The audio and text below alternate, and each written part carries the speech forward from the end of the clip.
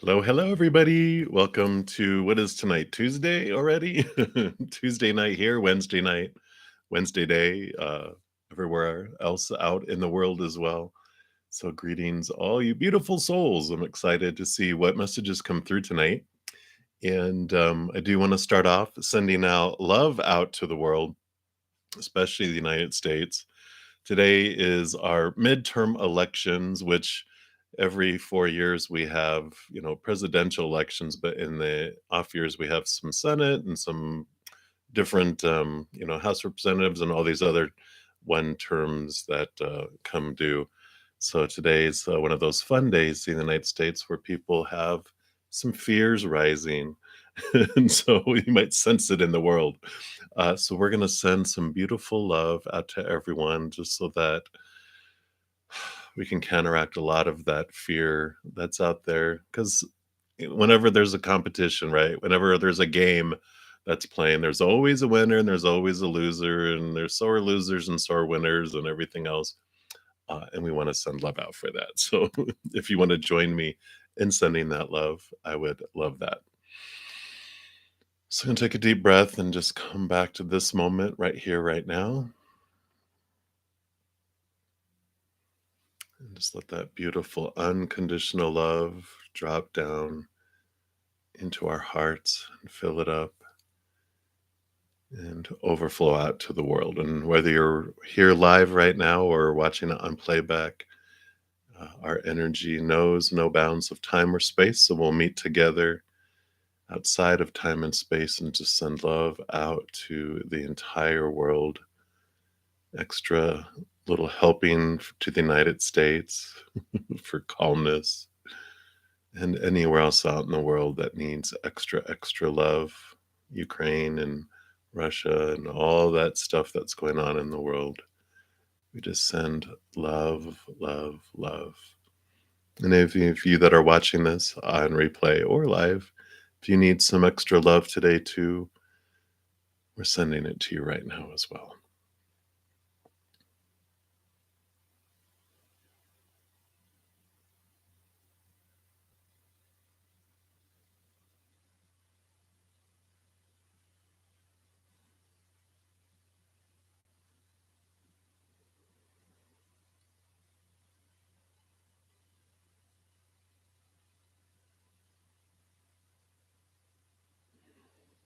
Mm. Thank you so much for joining your energy. Love it, love it, love it. So thank you guys so much for being here. And thank you for all the likes as well. It helps out the channel so much. And thank you for doing your part in helping spread the Zen love. So thank you, thank you, thank you. All right, let me pop out the chat here so I can actually see it a little more clearly and larger. And let me shrink down this other thing so it's not in my way. All right. So we will get going here on readings and seeing what Spirit has for us today. And so, Rishi, hello, hello. You are up first, and you'd like a reading to know how can you shut down the negative thoughts in your head and be less restless and more at peace. All right. Yeah, we can all use that, right? So let's take a look here. I am going to use the Tarot of Dreams, and let's take a look and see what I would like you to know. How can you shut down the negative thoughts in your head and be less restless?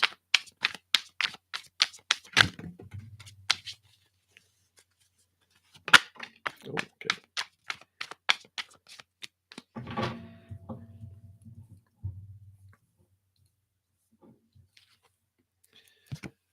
So your first card is the Nine of Wands, and this is a powerful card to come out because the Nine of Wands basically represents what are the energetic blocks happening for us. And usually, like the Ace of Wands that he's carrying is usually like up here blocking the way past it, right? And this just shows the power that you have within your own hands. And this is what you're asking about, right? Is how can you shut down the negative thoughts in your head, be less restless and more at peace when you realize whatever you purposely focus on grows. And so when you begin to focus on uh, gratitude, like even doing the gratitude journal, even just for 30 days, changes things. Once I did a gratitude journal. My intention was to do it 30 days, just writing down something that I was thankful for and not repeat anything each day. And after 30 days, that felt so good and I loved what it was doing. Continued on and just continued on day by day. And then I realized it was 5 months later and I hadn't repeated anything. And it changes your whole energy, it changes your whole outlook on life. When we focus on what people have done to us or what is in our life that we don't want or what is missing out of our lives, we're expanding that and growing it. There's a Native American um, story in for the United States of the Native Americans where a grandfather was talking to their grandchild and told them that within each every human being there's a white wolf and a dark wolf, love and fear. And it's like, the very light emotions and the darker emotions. And they battle constantly, the grandfather said, and the grandchild goes, well, who wins? And the grandfather said, whichever one you feed the most. So, something that we can do to help shut down negative thoughts and be less restless and more at peace is to look at what are we focusing our energy on. And when we realize we're over here looking at the things that we don't want to grow, we forgive ourselves. We don't beat ourselves up. We just correct it and focus on what we do want to grow and what we do want to expand. And the more we do that, and the more we watch of what we're allowing to come into our eyes and our ears and our nose and all our senses, because all that stuff coming in also expands and expands and expands, and that's what grabs our attention, right? So, focusing on that is an important piece for that, because whatever you focus your energy is what's growing. You also got the Palace of Coins, which is unique to this deck, and it is about creating a safe space in your outside world. And so I feel like there is this um, create a sanctuary, a place of peace. And you probably already know somewhere that you go to that you just have this wonderful feeling, whether it's a temple or a park or top of a roof or whatever it might be. There's places that feel safe and feel that peacefulness, and that's when surrounding your eyesight and your whole the energy you're surrounding yourself with helps too. So I feel like there's the environment that you put yourself in and the energy that you focus on, just being aware of it and adjusting it even just slightly, you'll see a switch in um, all those things. And then when you're in a place of peace in your life, then you can look at uh, what fears there are that are popping up that are taking you out of peace and making you restless, because that's what ignites, that's the dark wolf. That's something that we're fearing, something that someone did. We have a somehow within us and our subconscious or in our conscious that we are doing something, um, I mean, they're doing something and it means something about me. They said this and this is what it means about me. And, the fears that we have when we face them and we transform them, then we are less pulled into the dark energies.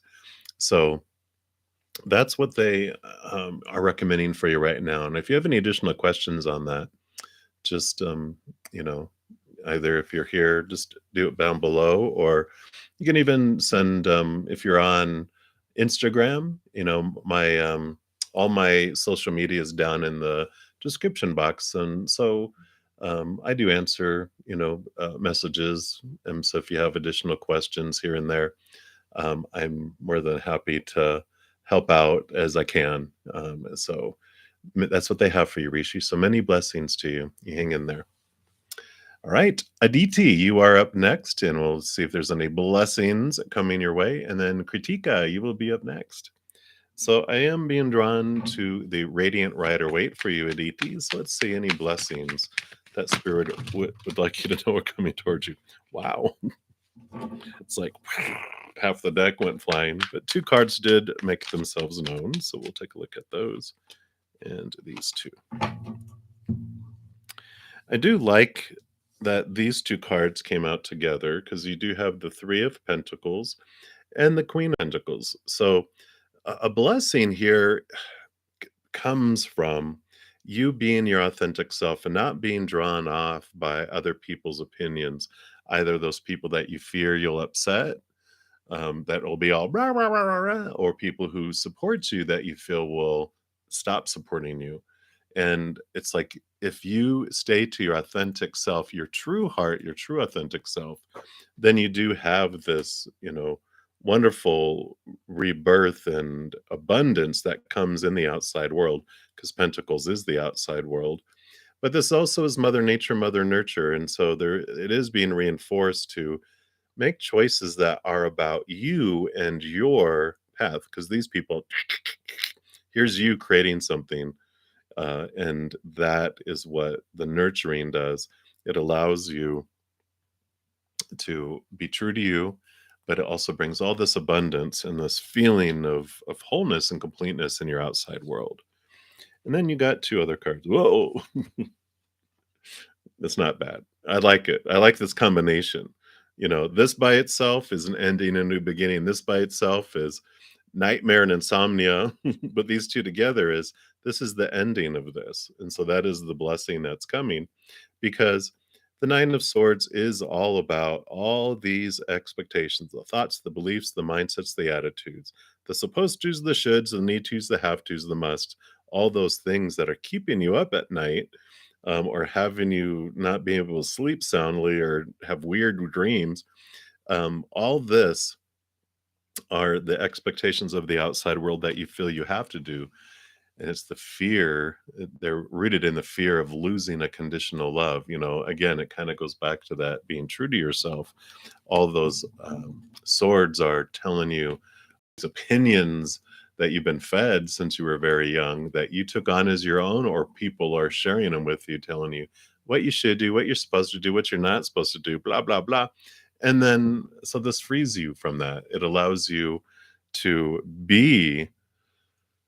have restful sleep. You're just letting them go. You're just like, you know what? It's taking too much of my energy. It's hurting my health. And again, it goes back to that taking care of yourself, putting yourself first. So I like that for you. So I consider that definitely a blessing.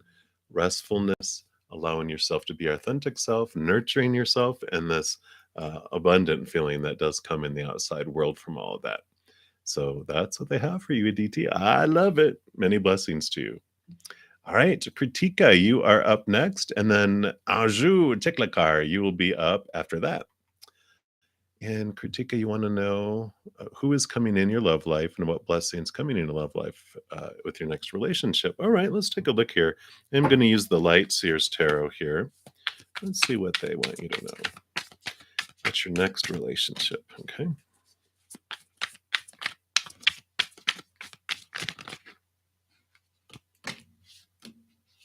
All right. I did give you, actually 5 cards. Let's take a look here.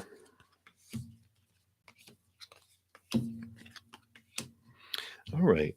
So you do have some, before another relationship comes forward, what Spirit is wanting you to look at is balancing out your thoughts and your beliefs and your mindsets. There's a big amount of reflection that they want you to do around your expectations, around yourself, around what a relationship is, and also what other people should be in the relationship.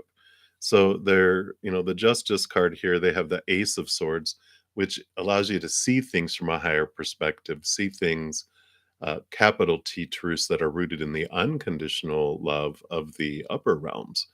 And allows you to really look at all these other, like we just talked about with that, like those 9 of Swords that Rishi had. I'm sorry, DT had. It was like, let go of these thoughts and these beliefs and these mindsets. It's like, why do I think I need that? Really look into it and balance it out and go, that's not important.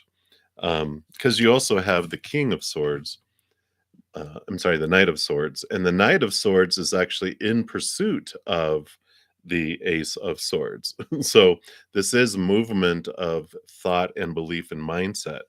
And that's why with these two, um, I really that's what's coming up for you is like this is a time of pause, a time to look into this. Otherwise, you're going to continue to do what you always did and end up in getting what you always got. And you don't want that anymore. You're ready for a change. The Six of Cups here is about nostalgia. This is about looking over your past and looking over where these beliefs came from, which goes all the way back to your childhood, and understanding why it is you are pursuing what you want with love and all the restrictions around it. So there's freedom that comes from that. And it allows you to, instead of having like all these expectations, make the pathway of finding a relationship like this where it's very difficult to find individuals and relationships within that because there's all this stuff out here and there's all this stuff out here, but with those expectations it keeps it very tight. And so as you drop more expectations, you start to see more possibilities and things come easier and different instead of what you always got before. So I like that because you also have this hope. This is the star card. This is Aquarian energy, your connection to the higher realms. But it's a wish fulfillment card too. And they're they don't want you to give up hope.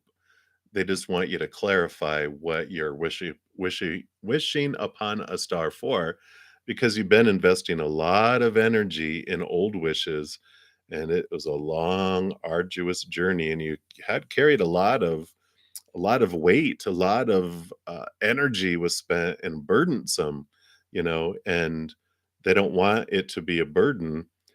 They want you to really have this freedom where you look up at the stars. So instead of looking through like a tiny little telescope up at, the stars and the wish up there, which is a very limited view, they want you to like take it away where you're like, wow, look at all the possibilities. Look at everything that's out there. And so I really feel, that that's what they want you to look at right now. Because, like they said, if you keep doing what you always did in the same mentality with the same expectations and everything, you're going to keep on getting what you got before. And like we said, you don't want that. You want someone true to you. And in order to really open up your love life, we open up our self-love life. And that's what they're having you look into right now is like, look in here. And as you expand your love for yourself and your understanding of what you're wanting, then it just blows open your entire world. So I like it for you. I know like the pause, like, I want love now. And like, do you want to always get what you got? No. And then it's like, okay, just a little bit of adjusting will change things greatly for you. So I like that for you. So that's what they have. Kritika, many blessings to you. All right, Anjou, you are up next, and then Daisy, you'll be up after that. And so what's coming towards you? Let's take a look. I want to go back to these Tarot of Dreams. Let's see what they have for you, Anjou. What's coming? Oh, okay. What's coming towards Anjou? I don't know why I always get so surprised. Wow, wow. uh, what are you gonna do? What are you gonna do? All right. Wow. I really like this. You have the Ace of Coins that's coming forward for you. And that means new possibilities, new um opportunities opening in the outside world. It also is about a movement up in your relation to how you feel about yourself in relation to the outside world, your worth. And there's like this clarity that's coming for you because you ultimately end up with this Palace of Coins, which is creating a safe space for your worth, creating a great foundation for what you feel is wealth and abundance and wholeness and completeness, but self worth. So I love that these are, because this is very specific to this deck. Most tarot do not have palaces. And so you do have this wonderful, it's almost like the Wizard of Oz. Here's the Emerald City. But there's this new opportunity that's opening up that does take you in this direction. You also have the Page of Wands, which is new energy, new passion, new uh, just expression and creativity, but new power that comes in for you. And I love that with this new opportunity. I mean, all three of these cards together is very powerful. So I really feel like there's an opportunity that comes in that is a result of you really getting a good grip on your energy and where you're focusing it.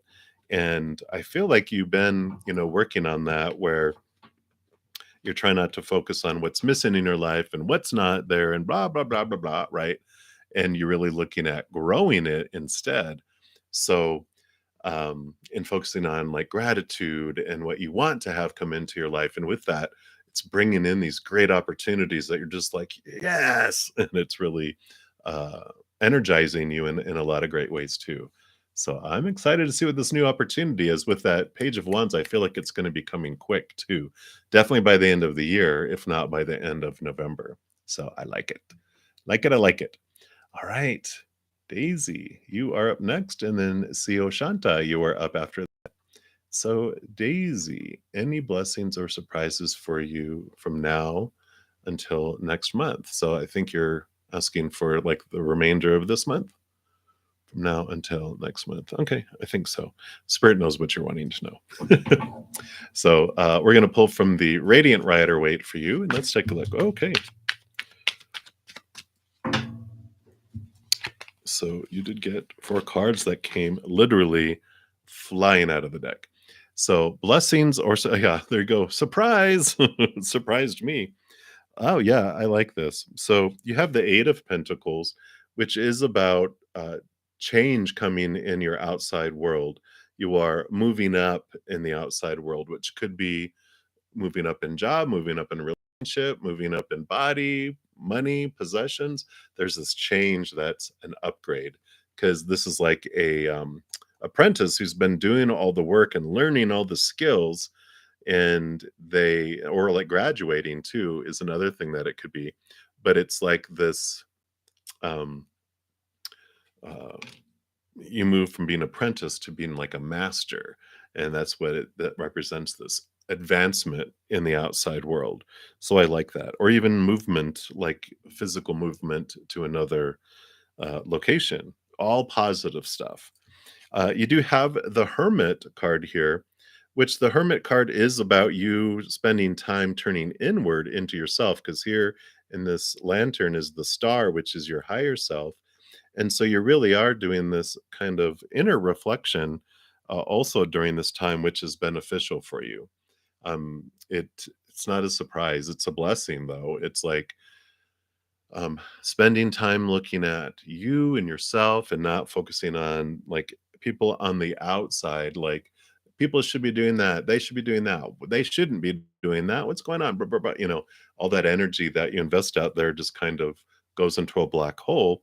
But you are really moving it inward because you have the 6 of Swords here, which is your thoughts and your beliefs, your mentalities, your expectations, a lot of mental stuff. And it's great because it's, again, movement of old ways of thinking to new ways of thinking, choppy waters to calmer waters. So this little hermit's journey does help you with all of that. And you got 2 movement cards that are coming in here. So I really feel that there is this moving and grooving that's changing, that's happening in your outside world from now until the end of the month. Any of the 10 of Wands? The 10 of Wands here, I kind of feel it's both aspects of this. In some aspects, this changing of your thoughts and beliefs, you used to invest a lot of energy in trying to herd the cats, as we say, trying to get them to do what you want them to do, and that is like a useless task. You realize it's like management.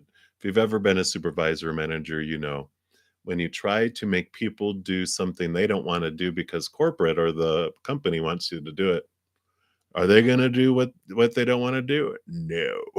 They only do what they wanna do, and you learn that you try to change people, unless people want it, they're not gonna change it, and so you start to learn to, barter back and forth more instead, and it's not worth all the energy, though, and, it ends up not being profitable, and that's what this represents. In some of those aspects, you're learning to go, "You know what? I'm moving here inward, and focusing on me and what I can change, what I can control. And then the 10 of wands also is about this is a harvest. So you can look at the two different ways. In one way, this is person's burdened and overburdened. Oh, and then you also can look at it and go, oh my God, look at the harvest they had. Look how much they have. So that is like this I feel like this change that's happening for you that changes it from looking one way to another because of this change that's unfolding in the outside world based on your inner reflection and those, moving on those thoughts and those beliefs. So I like it for you. Good things coming. Just takes a little bit of going inward and going, I'm tired of wasting all this energy. What am I doing? Let me look at me. What can control? And with that, it just transforms this month and the rest of the year to the end of the year and into 2023. It's like a life changing type of approach. So I like it. All right, Daisy, that's what they have for you. So, Sio Shanta, you are up next. And then Cynthia, you'll be up after that. So, Sio Shanta, you want to know what's coming towards you that is unknown? Ooh, okay. Let's take a look here. We're going to go to the Light Seers Tarot. Let's see what is coming towards you that is unknown. Unknown to your human character, anyway, right? Your higher self knows all about your life. See what they have coming towards you that they're like, surprise. All right. Let's see what we have. All right. Well, I do like this. I mean, you have the 10 of Pentacles coming in. This is a very powerful card because it is about abundance in your outside world. So you definitely have this uh, full feeling coming. So some blessing that is coming in the outside world that is, like you said, it's we asked for a surprise. So it's a gift of some kind or something that makes you feel abundant and whole, which whatever that is for you. It could even be someone just stopping by to tell you that they love you, makes your world feel full, right? It can be anything in there. I do and I don't know why I just said about stopping by and saying love, but you have the Page of Cups, which is about new love and higher love. This is a love, when pigs fly. It's like something that you didn't feel was possible, and it kind of just feels like it drops. Maybe it looks like it drops out of the sky here. So I kind of feel like there's going to be um, whatever this is, it just makes you feel it fills your cup. It overflows, make your world feel like it's whole. So something is coming. You also have the high priestess here, which, speaking of, it was funny, your higher self knows all. And here you are, the high priestess going into your temple, connecting higher to your higher self. And, they go behind the veil, they understand the mysteries, they find the secrets, they see the things that are unknown. And I feel like, part of all this is you taking that time to step away, like the high priestess does, and go into your high temple, whatever that is for you, which is stepping away from all the chaos, all the noise, everything that's going on, getting into that still place and connecting with your higher self in the spiritual realm and just sit in that love and bask in that love. And then you do get this kind of representation of that love that comes pouring out into the physical world, and you get to see this love returned to you in a wonderful way, whatever this wholeness and this completeness thing that's coming your way. So I like it, but they do want you to kind of step away and spend some time with them. So I like it. So that's what they have, Sio Shanta. So many blessings for you. All right, Cynthia, you are up, and then Benita Bala, you will be up after that. All right, so Cynthia, will you get your state ID soon? You're planning on it. You just moved from Chicago to Tampa. Tired of the cold, huh? And you lost your state ID, but you're working on getting it soon. Okay, so will you be getting that soon? Let me take a look here. I'm going to go to the Radiant Rider Waite here. Let's take a look here. Will you be getting it soon? All right. So you got two cards here.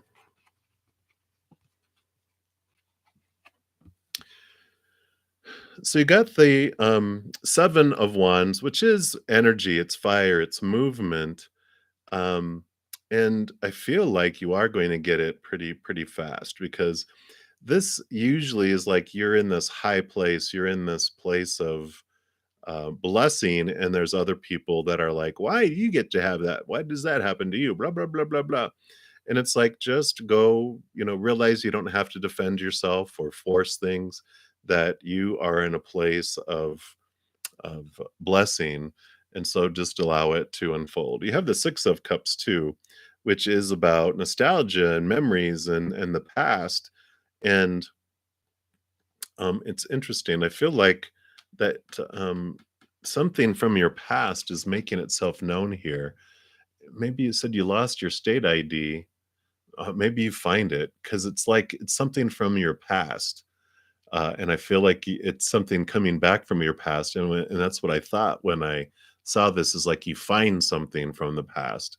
So it could be that you do find your state ID. You might come upon it here, um, but I feel like you will be getting it soon because the wands is fire energy, and that's usually movement. But there's also like, don't worry, you don't have to defend, just things will unfold for that too. And it's funny, there's 7 people that are currently in the chat and 17 likes. So 7 and 7 and 7. So I do like that. So I yeah, I kind of feel like you're gonna find that state ID somewhere. Um, and but I do see that you'll find this. You'll get your state ID, your new state ID soon. So I like it. They're like, just wait for it. There's nothing that you can do, but don't worry about all this other stuff that's coming at you. But and it could be someone coming up from your past too. It's interesting. It's like they kind of are like, yeah, yeah, but hey, just so you know, there's this thing from the past that's going to be coming up for you. So I'm not sure. Let's see what that is. Let me I'm kind of curious. What's this thing from the past? Well, it's Judgment card. So it's double endings, double beginnings. Maybe it's your second ex. I don't know. They're being vague about it. So we'll focus on your question, and we'll continue on to answer other people's questions. So I do feel it's going to be soon with that 7 of Wands. So um, uh, just keep an eye out for it. All right, Cynthia, that's what they have for you. So many blessings. All right, Benita, you are up, and then Jessica, you'll be after that. So, Benita, what is Gurpreet telling his close friends about you? He told me he mentioned to them about me because he. Oh, I wonder what he's saying. Let's take a look here. So, what was Spirit like you to know about what he's sharing here?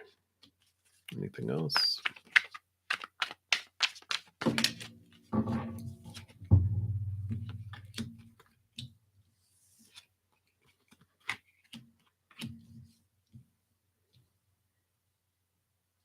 Interesting. So you have the Emperor card and you have the Magician card, and these are two very divinely masculine energies, right? The Emperor he's above kings, and the Magician is the number one, and he's the powerful one that initiates things, and he's the manifester. And I kind of feel like with those, and then also the 8 of Coins, which he's moving up in the outside world, and look at these new opportunities that came out. And I feel like what he was, focusing on with it all is like, look who I met, and look, and da da da da da. It's like, um, really showing off, and so that's a good thing. It's like he's like, look at who this person is, and they're great, and they're this and they're this, and it's like he's almost making it about um, his ability to attract, and type of thing too. So it's like he told his close friends, but it's like a little bit of bragging on his part too about you. Which so it's all good stuff, you know. Um, I feel like he just was focusing in on like this is look at this is who it is and this is how they are and do do do and so it's all good stuff. But I feel like he's like uh sharing it as if he has moved up in the world and that this is what a great opportunity has opened up for me. So it's a very positive um, things that he mentions. But I don't think they don't want you to know like a lot of specifics about what specifically he said because that's between them. They want you to focus on what you guys talk about between you and you because guys, girls when they talk to their, friends about other people and then vice versa, that's kind of private, right? That's their little bond, that's their little tribal thing. And so they want to respect that. Because uh of course people embellish too, right? So you know how it goes. But that's what they have for you, Benita. It's very positive. So many blessings for you. All right, Jessica, you are up next. And then Jazz, you'll be up after that. So, oh, I'm sorry, Jessica. So, sadness. Oh, good. That's good that you didn't push it down. You allowed yourself to flow through the emotions. Absolutely. Let's take a look here and see what Spirit wants you to know about what's coming towards you. I actually want to pull a oracle card for you from the Spirit of Animals Oracle.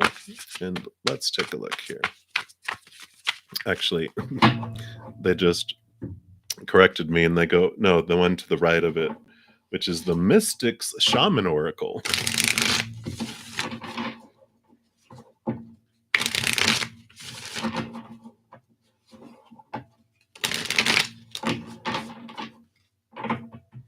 All right. So, what did you want for Jessica, please?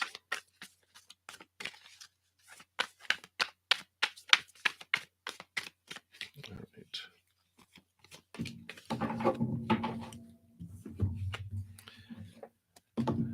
So, you got the Journey card. What a beautiful card this is. And it is card 29, if that means anything for you. And I love these cards. So they have the essence, the invitation, and the medicine. So the essence of this card says, the journey is an invitation to step outside the boundaries of your life as you know it. The journey is not a holiday, it is a call to be hermit like and to go on a pilgrimage into the unknown. There are no maps to the territory that you'll be exploring, no marked paths or road signs. An invitation for this card says, the time to embark on the great journey is here. Do not linger in the port when distant shores are calling. Fearlessly draw your own navigational charts as you discover the route. When the time is right, as it is now, you will be led true, even when you are not sure of where you're going. It is the departure that is most important. If you miss the boat, a great opportunity can be lost, and another ship may not arrive for a very long time. So, whatever is happening right now, this is an invitation to take steps forward into the unknown and, go into what if you're at a decision point, if whatever happened is putting you in a place of opening up your adventure, it's like leap and go for something. But this hermit energy, definitely, I can feel that turning inward and upward for your path, but to take a leap forward and you will be guided on it. The medicine for it, this card, it says the journey is calling you.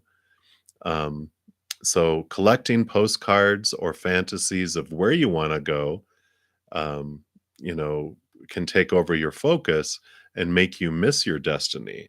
So other things must be completed first, or you may still be attached to knowing the destination. Remember that the point of the journey is not the destination, it's who you will become as you are transformed along the way. Do not confuse the inner and the outer journey. So, I do like this for you because I feel like it's telling you to spend a lot of time with yourself and understanding what's going on within you. But there's this opportunity that's of unfolding before you to go into the unknown, to do things outside the norm, to take you in this direction. And they're saying it's time to do it. The journey is here. And the outside journey is different from your inner journey, but they definitely interact with each other, because uh, your outside is a reflection of your inner. So just realize it's that way and not this way, right? The outside doesn't project who you are projecting the outside world from inside of you. So this journey, this opportunity that's coming is for you, and I feel like it's going to be an alone journey, where you spend a lot of time to yourself. Doesn't mean that you'll be a complete hermit, but it is that you are investing a lot of time on your inwardness right now. And that they kind of consider a blessing because it's freeing what comes through this journey for you, this inner journey, especially. So um, that's what they have. I kind of feel like they're wanting you to turn in here and kind of just steal yourself away from the outside world, go on this inner journey. But it does, like they keep on telling me, but it also involves this outside movement, like away from whatever is happening in your uh, environment. So that's what they have for you. Hopefully that makes sense for you, Jessica. So many blessings for you. Hang in there. All right, Jazz, you are up, and then Queen Bee, you will be up after that. So, Jazz, you're checking in Capricorn's energy towards you. Okay, well, let's take a look here. You're going to go to the Radiant Rider Waite. Let's see what their energy is towards you.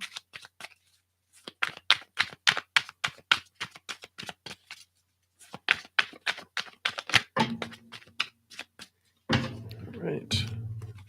You do get 3 cards here. All right. So there is this uh, involved energy around you because on one side, it's like this feels like someone who's out in the cold, someone who's really battling their worth and their relationship of it to the outside world because there's this conflict here. There's, they feel like they're out. I mean, they're literally walking in the snow barefooted and wounded, and it's snowing. There's even some wounds, and they just feel wounded and like abandoned, and so there's this energy that's going on with them, but they also at the same time see this kind of ending of a cycle and a new beginning of an adventure towards wish fulfillment with their emotions. And this is an inner thing that happens, but I feel like they're battling these worth issues, uh, and but they feel like they're headed toward ending that so they can go into wish fulfillment. But I kind of feel like it's more like exactly like this. This is their focus, and this is like, well, this will come, but they're having trouble letting go of their past hurts and their past pains and how they're using it to define themselves. And so it just feels like that's a barrier, a block to them moving and ending a cycle of, mourning and pain and suffering. They can't get past this abandonment feeling, which could go all the way back, of course, to childhood even, but it's been reliving itself in relationships, and it's just been with them for so long. It's like, there's two people in there. I feel like one of them is their suffering, but he's been with me all along. I can't just leave him. And it's like, yeah, you can if you want to move into happiness, but I feel like he's hesitant in letting it go because it's been such a big part of him. It's like he grew up in a household where at least one major influence had a victim mentality a lot of their lives, and so he learned it, and it was a part of his norm, and it's just been part of him, and but he doesn't like the way it makes him feel, but he's also not feeling bad enough to make the change towards wish fulfillment. So when he looks at you, it's like something that's far off, that I could be happy with them, but all my suffering, So if that makes sense, that's kind of where they're at. I feel like there's a big, huge block with them with that. So that's what they have for you, Jazz. So hopefully that made sense. Many blessings to you. All right, Queen B, you are up. And then Anjali, you'll be up after that, Sharma. So, Queen B, will TJ reach out to you and what are his feelings? Well, let's take a look here. I'm going to use these Light Seers Tarot. Let's see. What is up with TJ right now? Is he going to reach out? What's his feelings?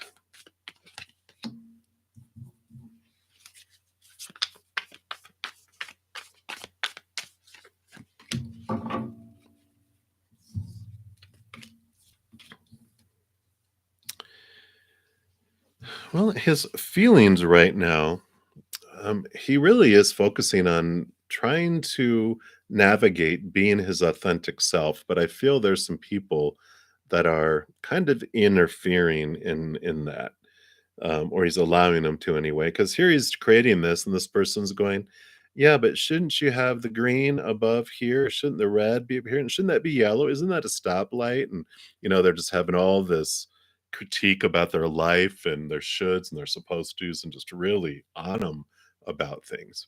And then the other person supporting them, here, let me get these ready for you. But hey, have you ever thought, there's these distractions in his life that are drawing him in different places. But, the world card is here, which is the ending of a major cycle and the beginning of a new one. And I feel like he's really getting ready to stand up to be his authentic self and to, um, you know, take action on what he wants instead of all these opinions and everything of everyone. Because they do have also the Page of Cups coming in, which is about new love, higher love. When pigs fly, it's like it's moving up to a new level in their emotions and love. And so I feel like um, as he figures things out and he's able to make this change, that this new adventure is when he gets the uh, strength. His fears get outweighed by the ugly feeling of him not being himself and being his authentic self. And so he then uh, makes movement. So I do feel, even you can see the little love thing, how people do the little heart, wait, heart, I forget, however they do it.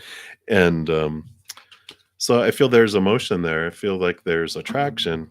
But again, it's like there's these people that are meddling, and it's like his heart is calling him to be his authentic self, but he's listened to so many opinions that he's stuck in this cycle. But when he gets, like, the cycle, I feel is months away from ending, and for him taking action on anything. I just feel like he's in this loop of all these obligations, like until the end of the year, and then it takes the new year is all this stuff that has to happen, and then some thinking like February, March timeframe is when he actually gets up enough uh, strength, and he's had enough, and a lot of stuff is cleared out that he mentions and makes movement um, towards that. So hopefully that makes sense to you.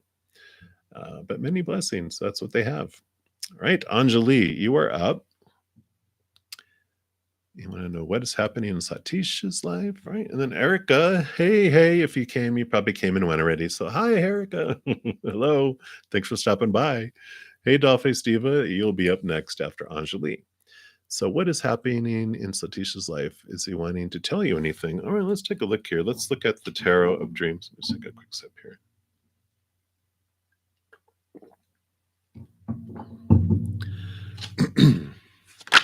Okay.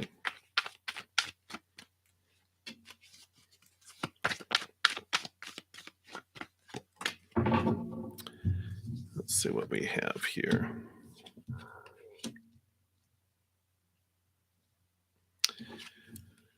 Well, what's happening in his life? I mean, he's the magician card, so he's really taking action and focusing his energy. He's really trying to accomplish something. And the 5 of Cups here is these are the spilt cups. These are the disappointments and the kind of those um, disappointments and those types of things that he's had that he's working through, which is great because the 5 is change and he's trying to change. He's trying to get past this so he can focus on love, which is the 2 of Cups back here with the power of choice. And he also has the 8 of Swords, which the 8 of Swords is about he's realizing his own thoughts and beliefs and mindsets that have kept him feeling trapped and um, contained and blinded and bound.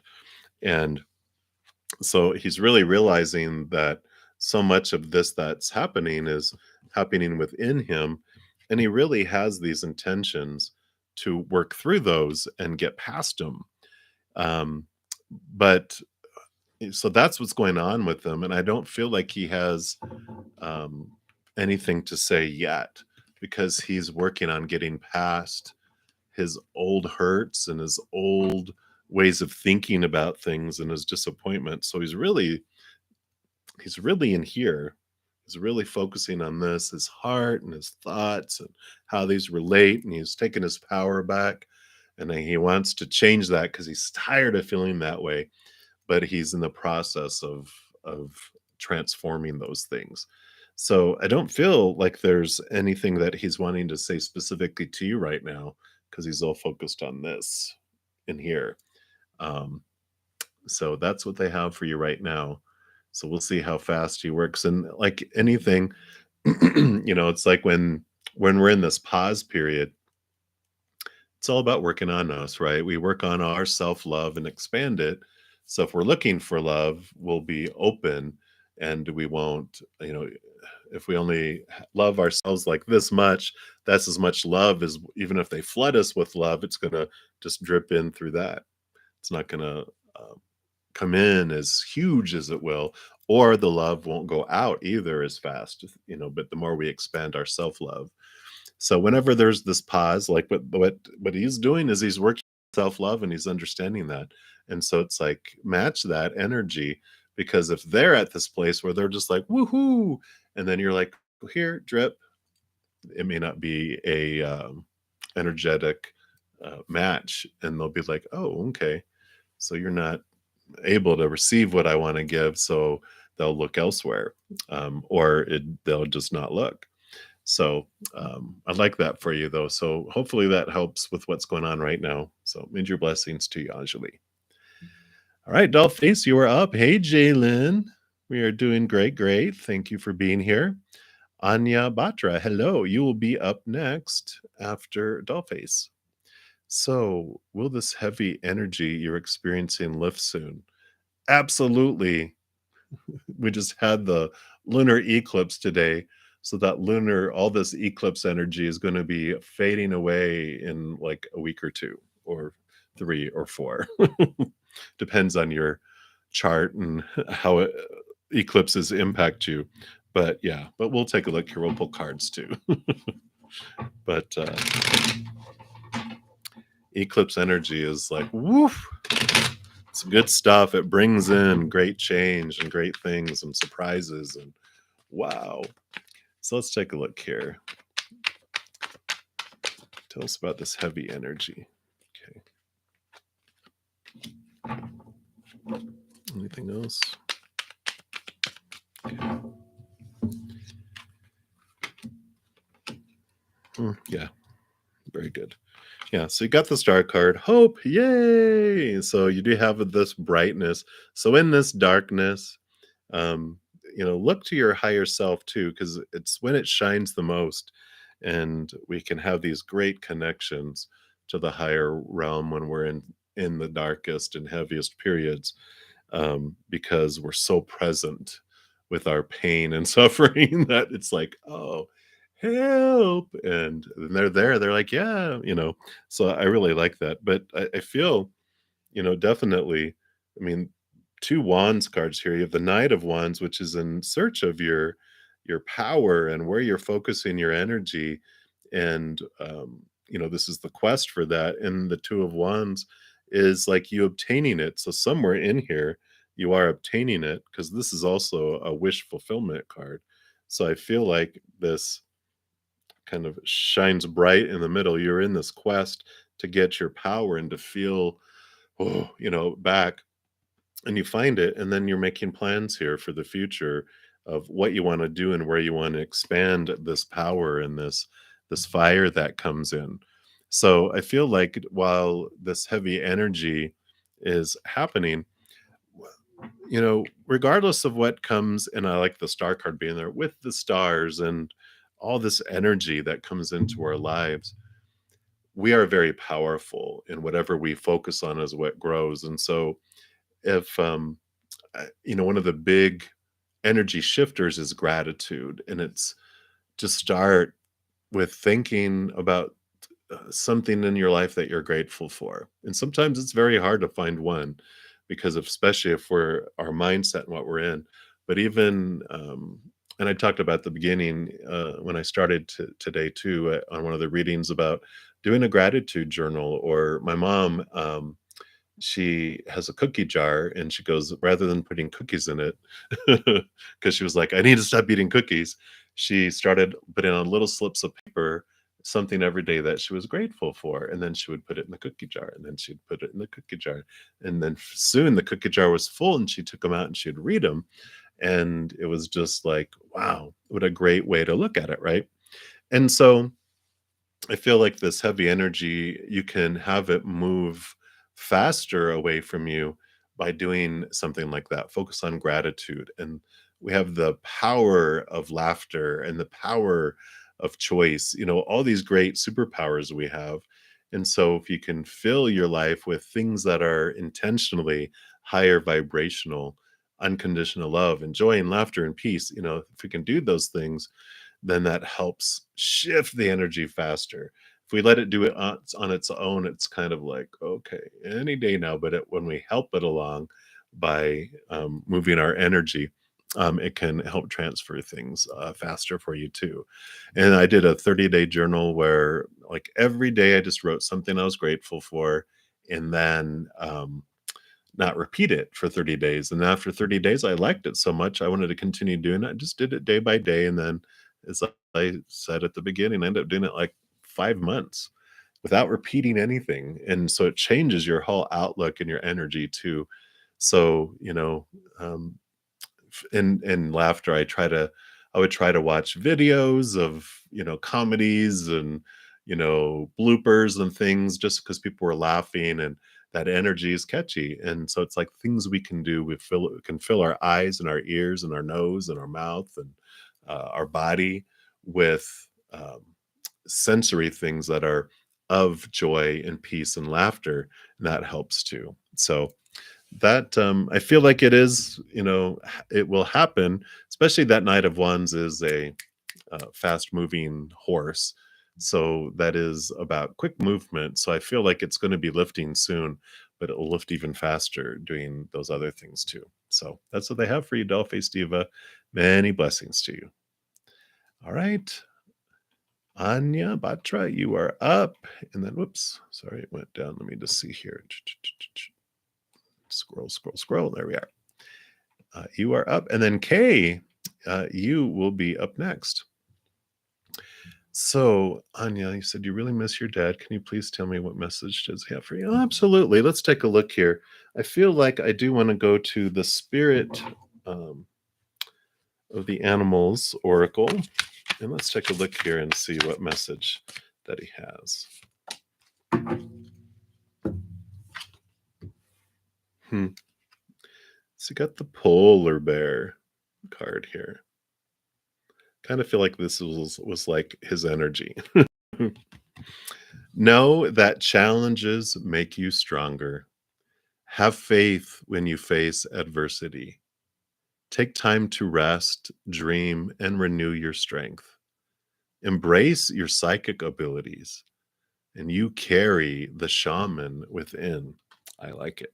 So, those are messages from your papa. And let's see what else he would like to say. It mentions that the great and invincible polar bears of the far north are the largest hunters among land animals.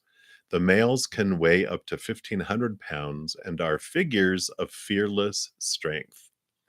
There is not a stronger totem to help you survive the challenges of life.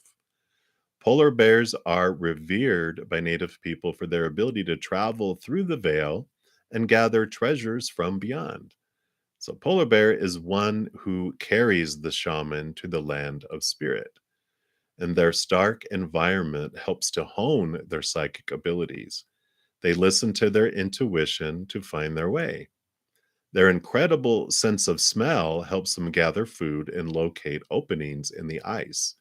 Polar bears know the wisdom of long rest and the richness of solitude. So, those with polar bear medicine are likely to have faced adversity and become stronger from it. If polar bear is your totem, you are fearless, you are psychic, you are resilient. You will be able to swim through the icy waters of life and be a strong survivor. You have thicker skin and do not let uh, other things bother you. If polar bear has just come into your life, know that your spirit helper has arrived.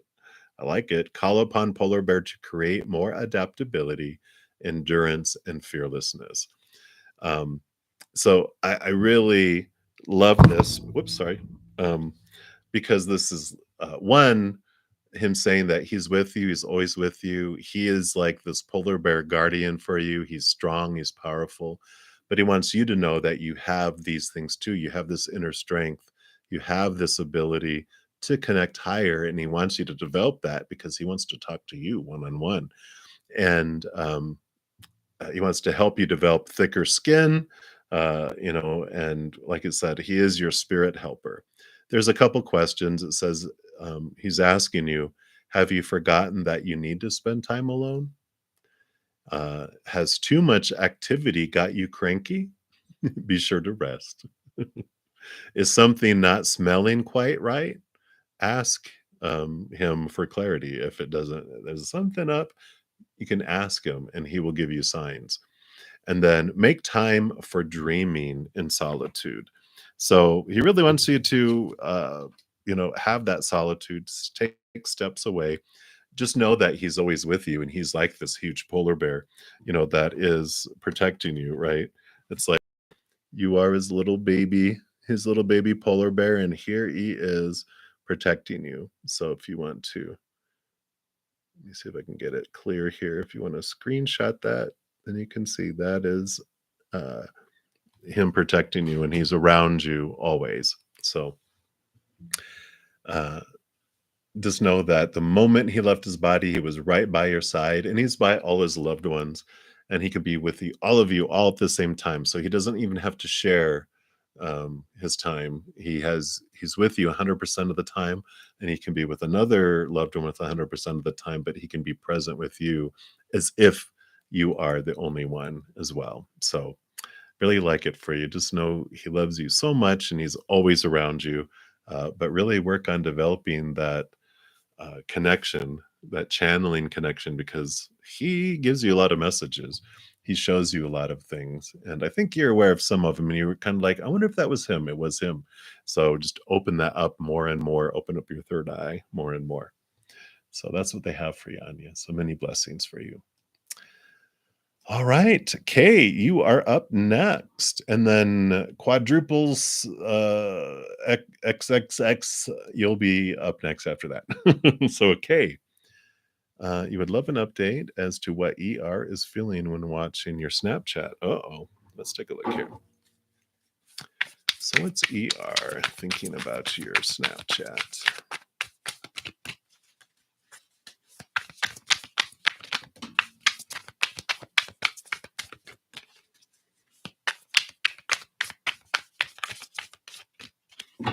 Hmm. Only one card came out. It's the Knight of Swords. He makes him want to run away. I'm just kidding. The Knight of Swords is, um, it is pursuing its movement of communication, and I feel like it makes him want to reach out and communicate, but he's not quite there yet because he's in this just reflection. I don't know why he's not sure. Let me see here. Anything on why there's that? It's not really insecurity. It's just I think he just wants to get to know. Oh, okay. Let's see here.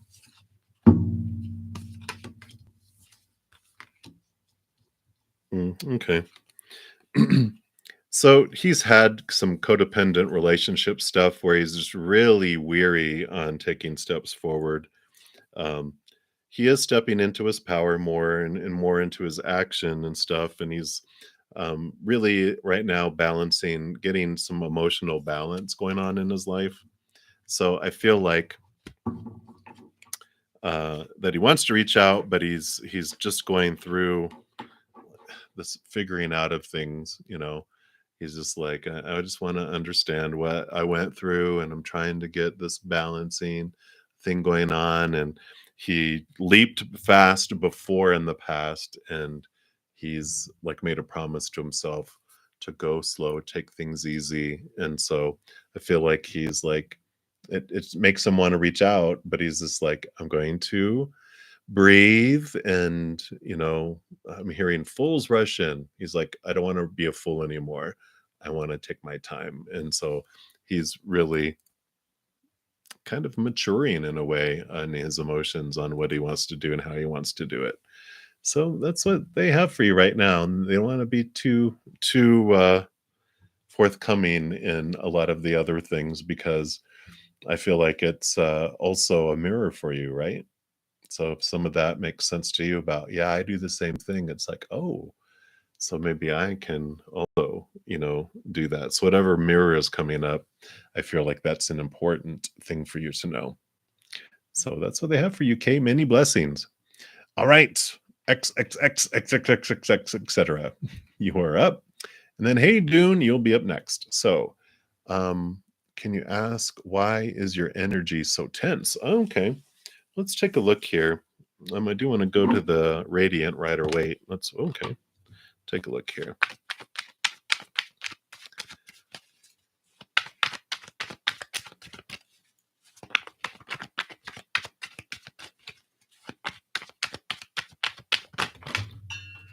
Oh my gosh.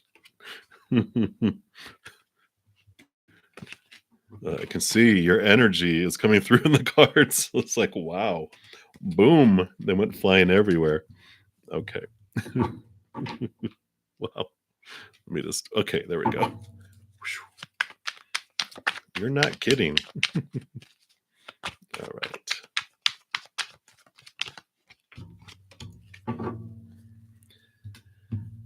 Well, the first card that popped out here is the World card, and you've got two major arcana and two royals that are coming in, which this is about significant changes that are coming. And I feel like that's why there's this tenseness in your energy, because you feel like there's a major cycle in your life that's ending and something is going to begin, but it's that ending piece because you're not sure of what's coming, which is where your tenseness is coming from. It's like you can just feel like you're about to, you're going up the roller coaster thing, and you're like, oh my god, what's coming? And it's once you're in it, you'll be fine, but it's the unknowingness that's bringing some tension there. You have the temperance card, which is about patience and balance and tempering here, which is going back and forth and purifying some stuff. So I feel like you're concerned about this journey that you're going to be heading off on. and the impatience of it. Like, I just want it to get here. I just need to have this end and this begin and move forward. But it's like it's the patience thing that's kind of driving you a little nuts too. With this tenseness, it's like, come on. Uh, but you've got the Queen of Wands, you've got the King of Pentacles. And so I feel like this tenseness has to do with interactions of romance. I mean, we've got, a queen and a king here, which represents the divine feminine and the divine masculine energy. So I kind of feel like this ending a new beginning, there's some tenseness, and I kind of feel like this is more subconscious and unconscious than it is um, a conscious thing.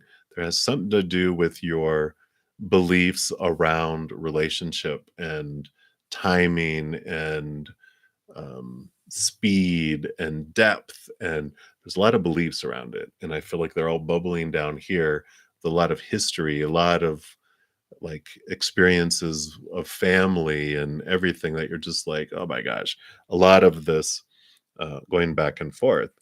But the King of Pentacles does give you these experiences of enhancing your worth in relation to the outside world. And the Queen of Wands is very powerful. I feel like you um, realize that you have with that black cat, you have this intuition, you have this connection to the spirit world. Like, you just, this gut feeling. I feel like this is where this tenseness is coming from, is because you you have it, but I think you understand how powerful it is and how much of the energy you take on from everything that's going on around you. And I kind of feel like the King of Pentacles is and the Queen, both of these are kind of coming in here to let you know of that, but that you can also take charge of it, where feeling other people's emotions and picking up all the energy around you is just a small piece of your gift of what you're able to do. Because empathic individuals who can feel other people's emotions sometimes go, it's a curse, because it's like, I get to feel everyone's emotions. What am I supposed to do with this? But that's just the sensing piece. But we are granted a big gift of being able to flood out emotion out to others as well. And when we learn to send out emotion, it changes things. It's like we have this giant fire hose attached to our heart, and if we don't have love energy moving out, then other emotion can come in and we take on other people's emotions as our own. And it does become overwhelming. It does become like it's huge and too much. You go to a restaurant and you almost burst out crying because you can feel everyone's sadness, and oh, someone just got their bill and they're pissed off. It's like, oh my gosh. But you learn to put a gelatin up, like a big. I create like a big lime jello mold around me of energy, and I used to take on people's emotions, but now it just goes "Ploop," and it sticks in there. It doesn't get on me, but I still am aware of it. I can touch it and understand it and dive deep into it and help transmute it. And that's something else that you have this ability to do, is transmute energies around you. And it's just a matter of getting to that place of peace and getting into this little eye of the storm, to where you can focus on allowing unconditional love to fill you up and that energy going out. And then it transforms the energy around you and it helps other people. And you'll realize more and more, just being in their presence, people being in your presence, that they're just like, I just feel so much better. And you're just like, okay. And you didn't do anything, but it's your energy that's interacting with them. So I feel like this tenseness is because there's a lot of tense energy going on around us, and the eclipse energy also is going on, which can be intense. And you probably are really in tune with those planetary energies, as well as a lot of people in this chat room. I imagine that you're like, oh my gosh, I feel the ebbs and flow of the moons and the planets. And but it's we have power to use those energies and become aware of them. And so I feel like the more awareness, the more um, time that you invest in expanding them, the stronger they become, and then you become a superhero instead of yeah, they're showing me in my head, um, in when one of the Superman movies, I can't think of which one in particular, but it showed when he was a little boy, when he first started having his super hearing and his super sight and his visions. And it's like you go through that painful process of realizing your gifts and adapting and becoming used to it. I feel like that's kind of where you're at with it all, which is great, right? But so hopefully just knowing that helps it a little bit. But yeah, let us know if there's anything we can do. If you have any questions around to that, just let us know. You can reach out to me on Instagram. If you're on Instagram, I'm on Facebook. All my social media and my emails and everything are down in the description box of this video below. So if you need any more information, let me know. All right, that's what they have for you. Many blessings. All right, Dune, we're moving on here. And then Bhumika Ranjit Batra, you will be up next after Dune. So, Dune, what will your toxic coworker talk behind your back after? Oh, uh, what will they say behind your back after you quit your job? Probably like, why do they get to go and I want to get out of here? So let's take a look here. See what spirit wants you to know around this toxic coworker.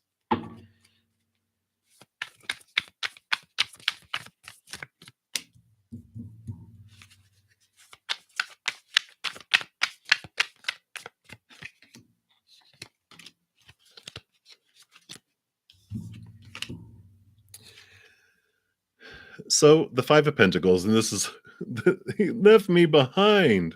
They're like they feel trapped. They feel like they're left holding the bag, right? So they're like, I can't believe they left and left me in this situation. Because when we perceive people as toxic, it's just people that are in fear. It's people who are crying out for love and attention, because people who are emotionally full, they act in love, and people who act unloving feel unloved, and they are like, even bullies. I got bullied in growing up in school everywhere I went, and later in life I realized, oh, these people that picked on me were because they were abused at home, or felt out of control at home. They felt so unloved and they had to act out in school to feel like there was something and stuff. And I realized that's what people, who are toxic too. Um, like, I worked at a place that hardly anyone liked this angry lady, because she was so gruff and so defensive and so rah. And I had no idea when I started working there, and so I sat with her at lunch. I'm like, "Hey, is this seat taken away? What's going on?" And da da da. And she just was like, just open to me, and we were talking and stuff, and people were looking at me like, "You're talking to an alligator that's about to eat you or something." But when you realize and you don't listen to all that, and you see she just wanted to, she had a rough life, and people had prejudgments of her, and listen to rumors, and it's like you can look past it all and see that there's this person that's there that just was crying out for love. And yeah, now that I see this card too, Six of Cups is memories. And so, this is showing that that person that seems toxic is a little child that didn't get attention, probably abused, probably um you know tried so hard to be loved, and um, disappointed, and so much that if you look at that little toxic coworker as a little 2-year-old, you're like, who cares what a 2-year-old says? I hate you. And you're like, oh, boo doo boo doo boo boo, because what do they know? They're in their little tiny world, right? And so when you look at people who act like a 2-year-old as a 2-year-old, you just have compassion for them, and you're like, Want an ice cream? Let me get you an ice cream. Because they have the Queen of Swords here for you, and they're kind of telling you for your um, journey that this is you, that the Queen of Swords is someone who balances heart and mind, and it allows you to cut away all your old thoughts and your beliefs and mindsets around it, and it sets you free, and it allows you to set your heart and set it free from this cage here, where they can where you can free yourself from all of whatever they may say or may not say after you leave. You know what people say about us, other people's opinions of us are none of our business, because what are we? We're a mirror, right? And so when we look into the mirror, when people look into us as the mirror, we have no idea what they see, and we have no idea what's being triggered. And so we just let them deal with whatever they're dealing with, right? We can make it harder or easier for people to choose love or fear, but ultimately we can't control it at all, and it's their choice. Also, when they're talking about mirrors, something that you can look at too, because this will follow you wherever you go, is when you looked into that mirror of the toxic coworker, what toxic thoughts did you have about yourself, about others, about a situation? Because that will always be with you. And if you have toxic thoughts about yourself, you're going to find toxic coworkers no matter wherever you go. And I've discovered that. I was amazed at how many customers I talked to when I was in a bad mood were in a bad mood. It's like, why is everybody being such jerks today? And I'm like, oh, how am I being a jerk today to myself and I realized it was inside of me. And as soon as I changed my attitude, all my customers also changed their attitude. It was great. But so I feel like this is a great mirroring experience for you to help free you from some things as well. So I like it for you, dude. Many blessings to you. That's what they have. All right, Bhumika Ranjit Batra, you are up. And then Strawberry Rose, you will be up next. So, uh, what message does your husband Ranjit want to give you about behavior of his sisters? Oh no. Oh no. Let's take a look here. Actually, I do want to go to the Spirit of the Animals Oracle. Let's see here. What does he want you to know around this? What message around this? Let's take a look here.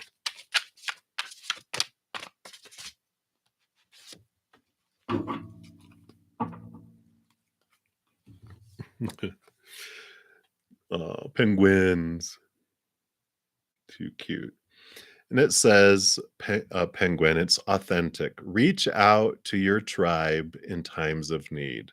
Family gives you strength when you face the storm. Love your uniqueness. You are full of surprises. Break free from others' expectations. Just be yourself. Ah, I love it. Let's see what else he has to say here.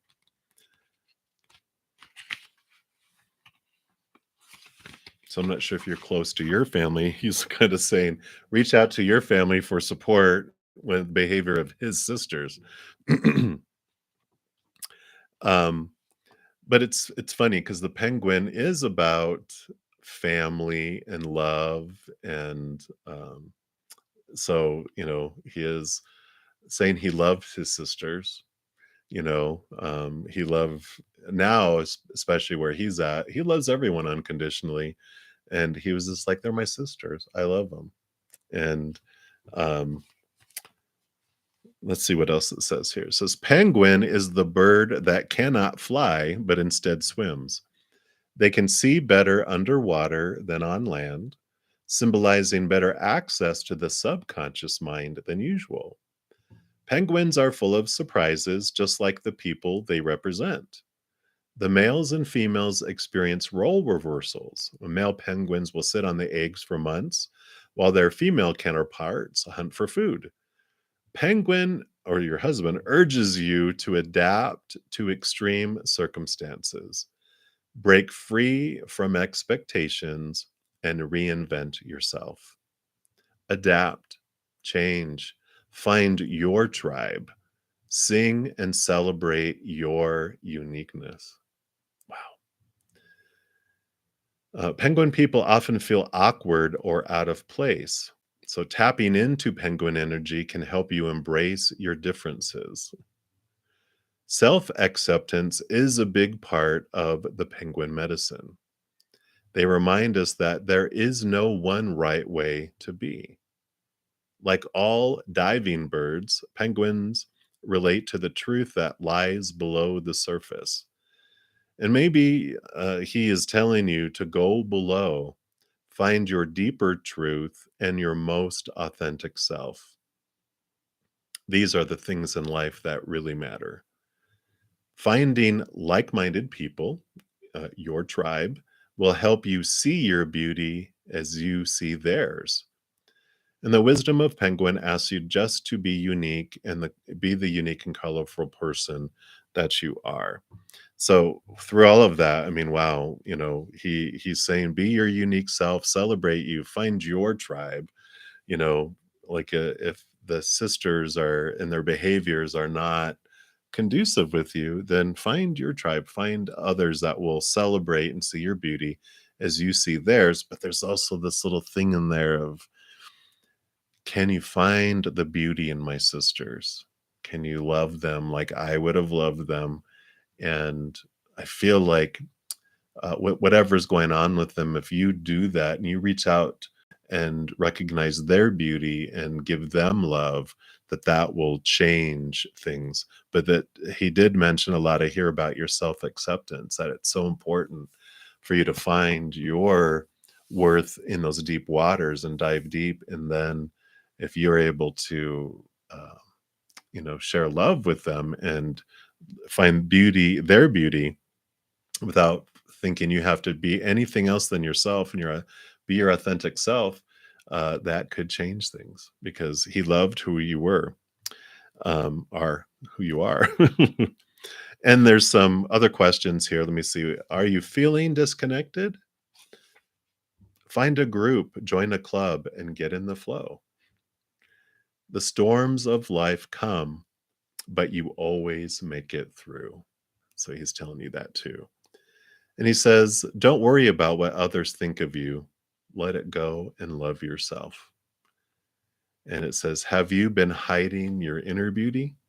So I like this message for you. It's very sincere and very beautiful, from him. So hopefully that resonated and brought you some guidance and some peace in regards to what to do. But he definitely loves you very much. He's by your side. He's right with you.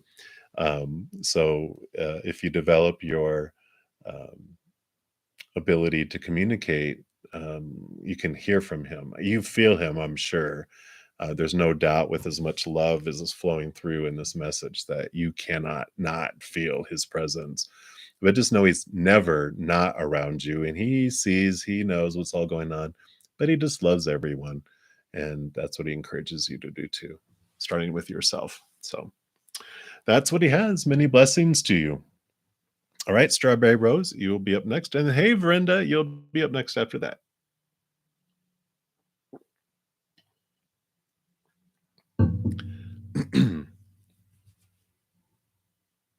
All right.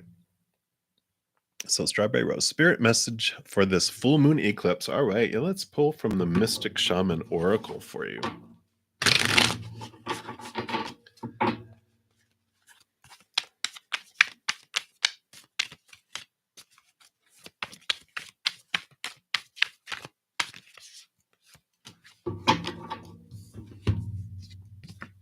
You've got the Mystical Shaman. Wow. Powerful card there. Card number 38. And let's see what they have for you here. I love these because they have the essence, the invitation, and the medicine. So, whichever one um, resonates with you. So the essence says this is the symbol of the myth maker and storyteller who's neither made or know nor defined by the story. Instead, he observes it, evolves through it, perceives all aspects of it. In so doing, the mystical shaman represents the ability to dream a new story, a new myth into being. He dances between worlds, wearing the cloak of the world loosely around his shoulders, and sings the world into being. He reminds us to be in the world and travel through it, but not be defined by it or become too attached to the experience. This is the symbol of true alchemy, for all elements of life have a spiritual aspect and a material one. And when we remember this, all manner of miracles and manifestations are possible. I like it.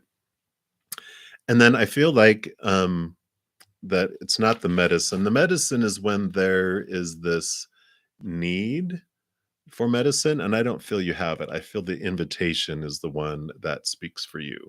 And it says, when the mystical shaman appears, you're invited to consider the ability to live without attachment. You're called to create and dream your life, to act on inspiration and divine impulse without fixating on a known story of success or achievement. Can you impartially observe the stories you tell yourself and others? What if you could become a mystery to yourself? Who would you become if you stopped telling the tales that have defined you up until now? You do not have to live in a story that has roots in the past. What if there were no need to explain to anyone, not even to yourself? The way to your most extraordinary life is to become a blank slate and allow the form of your dreams and desires to show up as it will. This is a sign of manifesting a life beyond your wildest dreams. Wow. I will read the medicine to you just in case, just so that I'm not, deciding for you. But but I feel like that was the invitation for you. The medicine is be careful what you pray for. The mystical shaman cautions you against relentless attachment to a certain form that you think will make you happy, prosperous, famous, loved, etc. However, in seeing your dream come into being, had you considered what you were willing to sacrifice for it? Perhaps you've been telling yourself a certain story for so long, the story that only when you reach this particular goal will you be happy, that you will arrive. You didn't even notice you're no longer the person who wanted those outcomes. You may have moved beyond those stories, perhaps in time to admit to yourself that you need to imagine a new story that is more in alignment with who you've become. This is just one moment in millions of moments in the continuum of a life. Let it go. Let it be just a story and move on. Better tales are waiting to be told.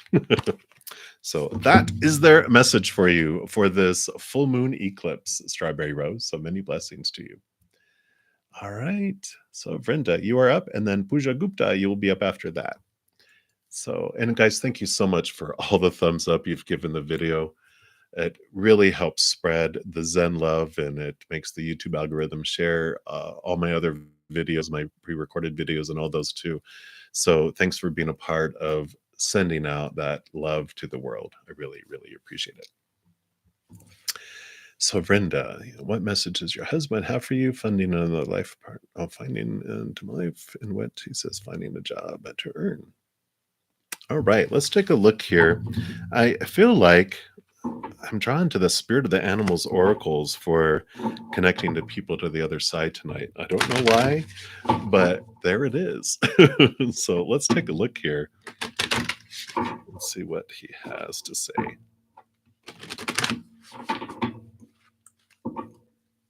All right. So what do you want to know about all this? Okay.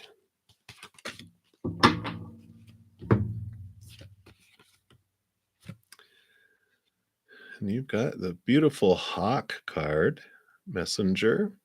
And I'll read that. And it says, Spirit is sending you messages. It's funny. He's saying, I'm sending you messages.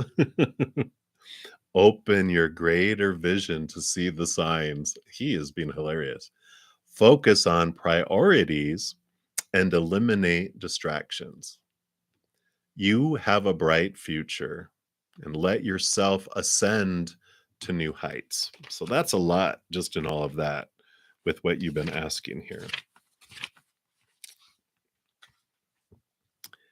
And yeah, so we'll read the message over here. So the hawk, with its extraordinary vision and high vantage point, has the ability to see what others cannot.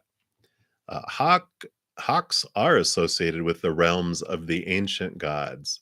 Jupiter and Mercury both had hawk as their ally, and it's often called the messenger of the gods. So to see a hawk or hear its shrill cry can be a warning to be more aware. Look to all the details and omens to pause and reflect on what may be amiss.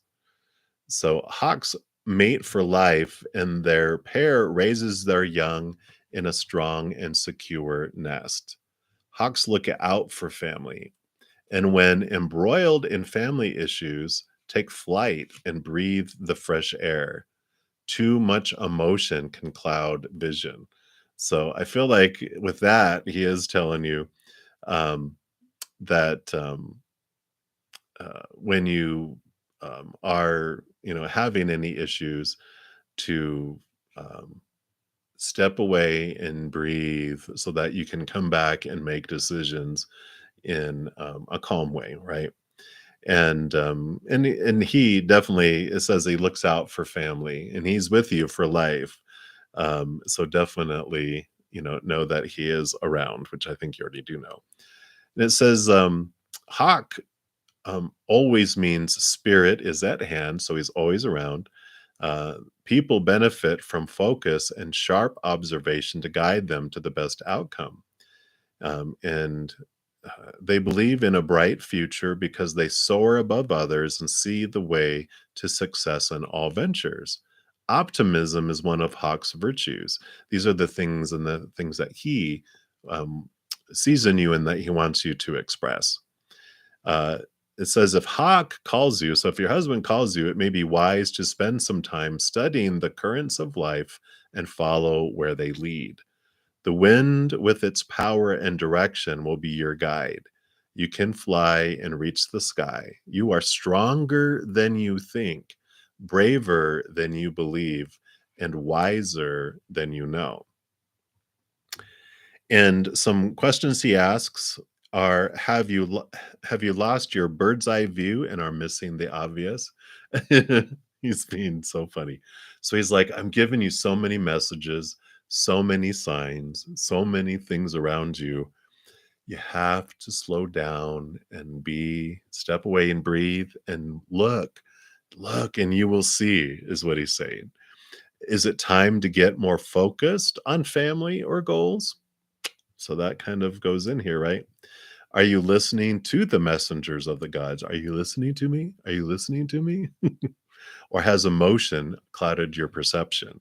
So I do like all that for you because it does say, so you're asking, finding another life partner, and what is he find a job? Because he's like, focus on priorities, focus on going with the flow. You will see things. You just need to calm down and go with the flow. You will find the way. The winds will take you to where you're going to go.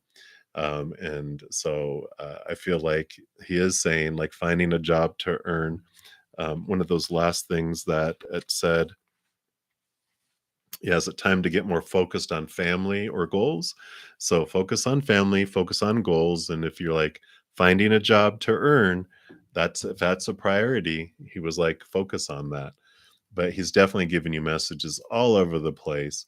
And as well as your daughter, you know, if you know, if you are caught up in the emotions that are lower vibrational emotions, which are all the chaos and the fear and all those emotions that are not of unconditional love and joy and peace and laughter, that's what deafens us. It's like being in a loud restaurant or a place where they're playing loud music and someone's trying to talk to you and you're like, I can't hear you. But if you go outside where it's silent, you can hear a whisper, right? You can hear it so distinctly.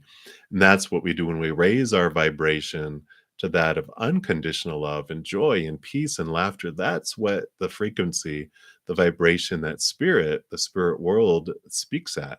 And then we can hear so clearly, so distinctly, because we turn down the fear noise and we turn up the love noise or love volume, then we can hear very clearly. And I feel like he's telling you, he wants you both to do that because he is, aren't you listening to me? Aren't you seeing it?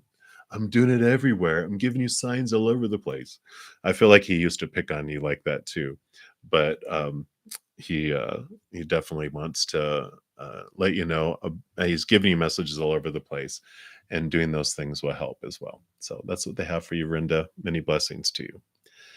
All right, Pooja Gupta, you are up, and then beautiful Princess Pinky, you are up after that. So let's take a look here. Should you prepare for May 2023 exams to achieve your goal? Yeah, let's take a look here. I do want to go to the Tarot of Dreams. Let me take another quick sip here.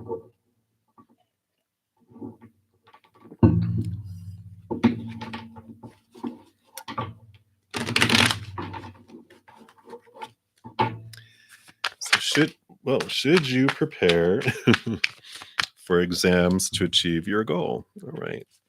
Anything else?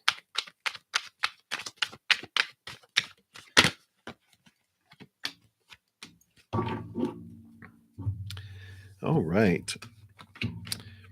So you did get the 6 of coins, the 6 of pentacles, and I feel like this is the outside world, and this is, I'm telling you that you get in, what you put out. It's like the give and take.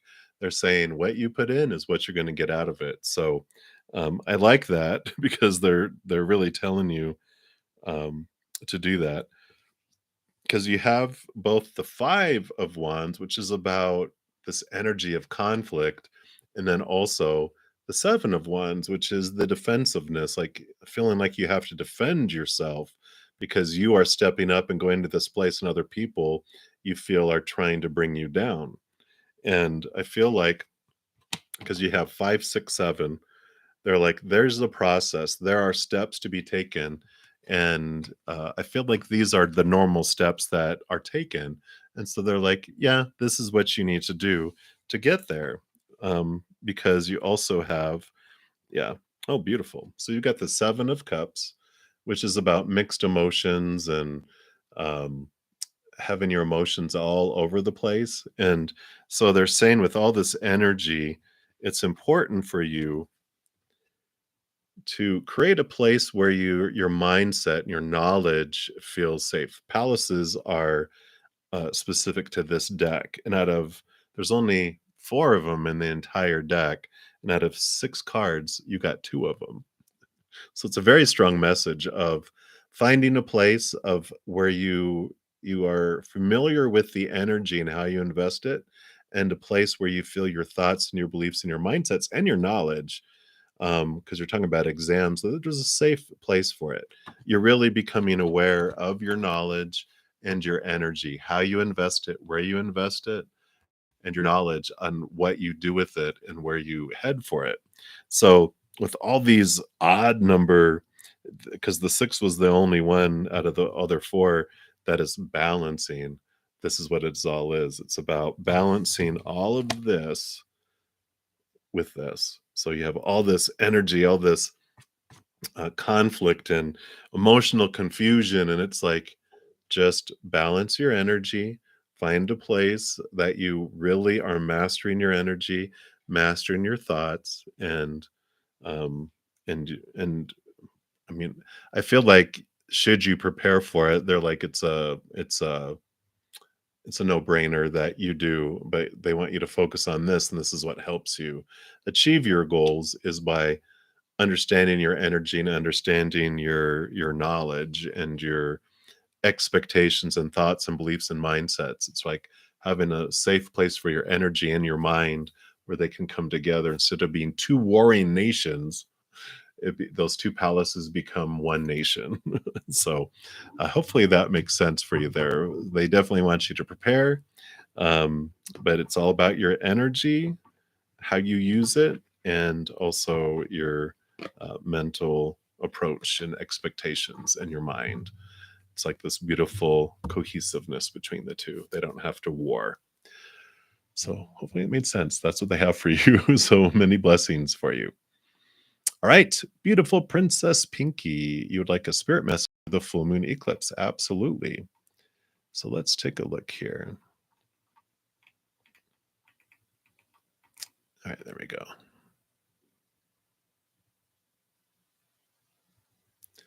Yeah, I understand that. Quadruple, triple, quadruple X. This full moon does bring a lot of wonderful opportunities on how to use that energy. And then Anji, NG 369, you'll be next after beautiful Princess Pinky. So, spirit message for this full moon eclipse. Let's pull from the Mystic Shaman Oracle for you. Let's see what message they have for you here.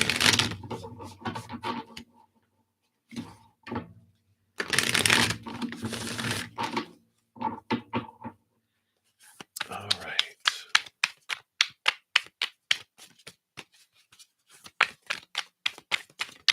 What do you have for the beautiful Princess Pinky, please? Okay, right there. Oh, nice. So you got the Council. So we can get that to balance a little better there. Yeah. Card number 11, master number 11. And let's see what they have. So the council are the luminous beings who hold the collective wisdom of humanity, and they are the ones before whom you will do your life review when you cross into the world of spirit. A life review is when we place our good and our bad deeds on a divine scale and attempt to explain why we did not love or forgive or dare as greatly as we might have. Know that their wisdom is available to you at all times when you live in a state of yes, in an unconditional relationship with life. They remind you of your place around a sacred fire, which has been reserved for you since the beginning of time. You will claim it when you own your inner wisdom. And that whole scale thing, it's not a judgment thing. It is them allowing us to understand what we learned and what we went through. And so it's not like a reckoning and a judgment and like, tell us, why didn't you do that? It's like, so what do you, why do you think you didn't do that? And then we learn from it. They're asking us questions. They're mentoring us and helping us grow and understand ourselves. It's like these mirrors that we look into. It's not judgment. So I just want to make sure that was clear. Now, the invitation for this, it says the council has a message for you. Listen with your inner senses. The handwriting is already on the wall, so look about you and you will discern its meaning. Do not wait for further signs. Embark on the journey to love deeply, forgive sincerely, and dare greatly. Take the leap without requiring life to assure you of success. And then, so there's the essence, which I just read, and then the invitation is the one I just read. And then the medicine. So you either have the invitation, you're at a place in your life where the invitation feels right, or you're at a place where the medicine feels right. So if that resonated, then you know that. If that didn't resonate, then maybe this will. And it says, you are never alone. Turn to the counsel to find the guidance you seek and listen to the voice that arises spontaneously. Turn a deaf ear to that nagging voice from the ego that tells you that you are not up for the task before you. Create a spiritual feast for the council and then invite them to your altar every time you meditate or pray. So you do have this huge council of support there for you in your journey. And I love the questions, you know, and the invitation to not wait for anything else. It's time to jump in and live those things. So I love that for you. Great message for the full moon eclipse, which is in Taurus, which is Venus and love and all that. So I love it. So that's what they have for you, Princess Speaky. Many blessings. All right, Angie, you are up next, and then Anne. Hello, hello. You'll be up after that.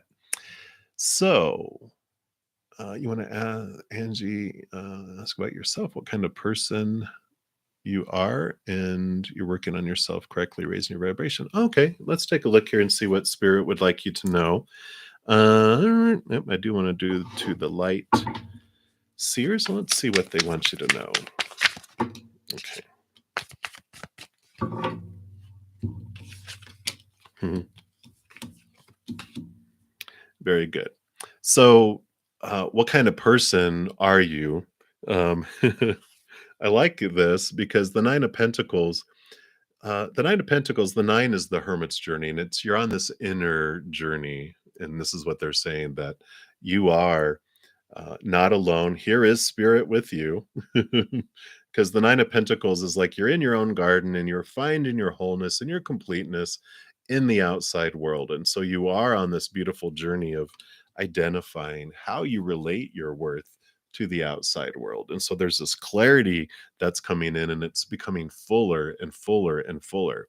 So you definitely are working on yourself correctly, because they show you that they are with you, and you're uh, different things ripen at different times in the garden. But when you listen to spirit, and I like this, you see how she's reaching for this, because spirit is saying this is the thing to work on next.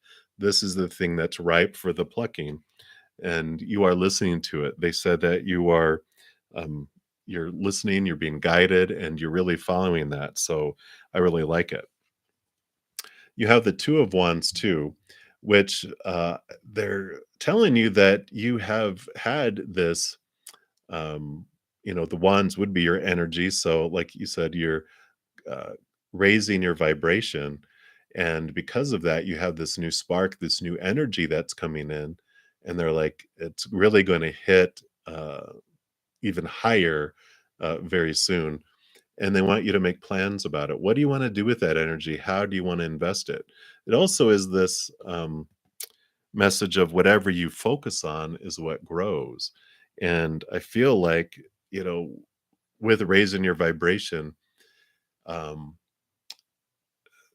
look at how you feel throughout the day, right? And there's no right or no wrong anyway in the side of spirit.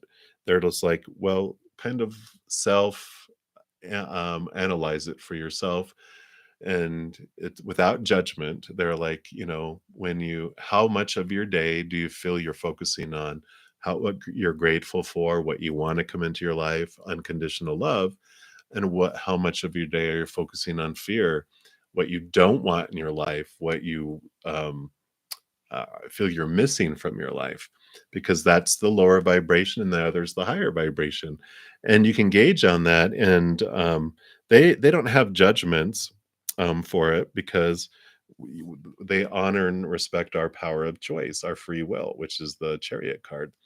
And but they are telling you that you are very much in control of which vibration and energy that you're choosing, and the Chariot is this victory card. So they go, even though all of that, like, we don't, judge it, we don't do all that, but you're doing really good, because you have this victory that's coming, and you have this power and this movement. So you definitely are making great movement and great. And again, it's a victory card. So they're like, you are moving in great places. You're raising your vibration, and as long as you're a human, it's going to be uh, hardly any human ever gets to be 0% fear and lower vibrational energy and 100% higher vibration energy. Those are the masters that have been here over and over and over again, and that chose to have that gap. But so many of us want to have this contrast where we do the ebb and flow in between, and there's no right or wrong. Like, lower vibration is not wrong, higher vibration is not right. It's just different. It feels different, and whatever you want to feel is what we get to do. So there's a lot of power in that. But I really like that. That Nine of Pentacles is showing you you're listening to spirit, you're making this movement, and you're definitely on the path that you're wanting to be on, and on the higher end of the vibration of it. So I like it, Angie. So many blessings to you. All right. And you are up. And Lilia, you will be up next. So let's take a look here. Let's see. So you want to know if anyone from your friend circles attracted you? Whoa, oh, let's take a look here. I do want to go to the tarot of dreams. So let's take a look here.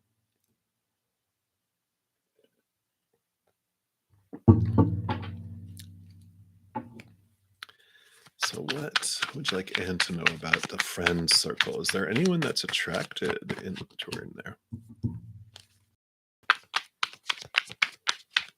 Hmm.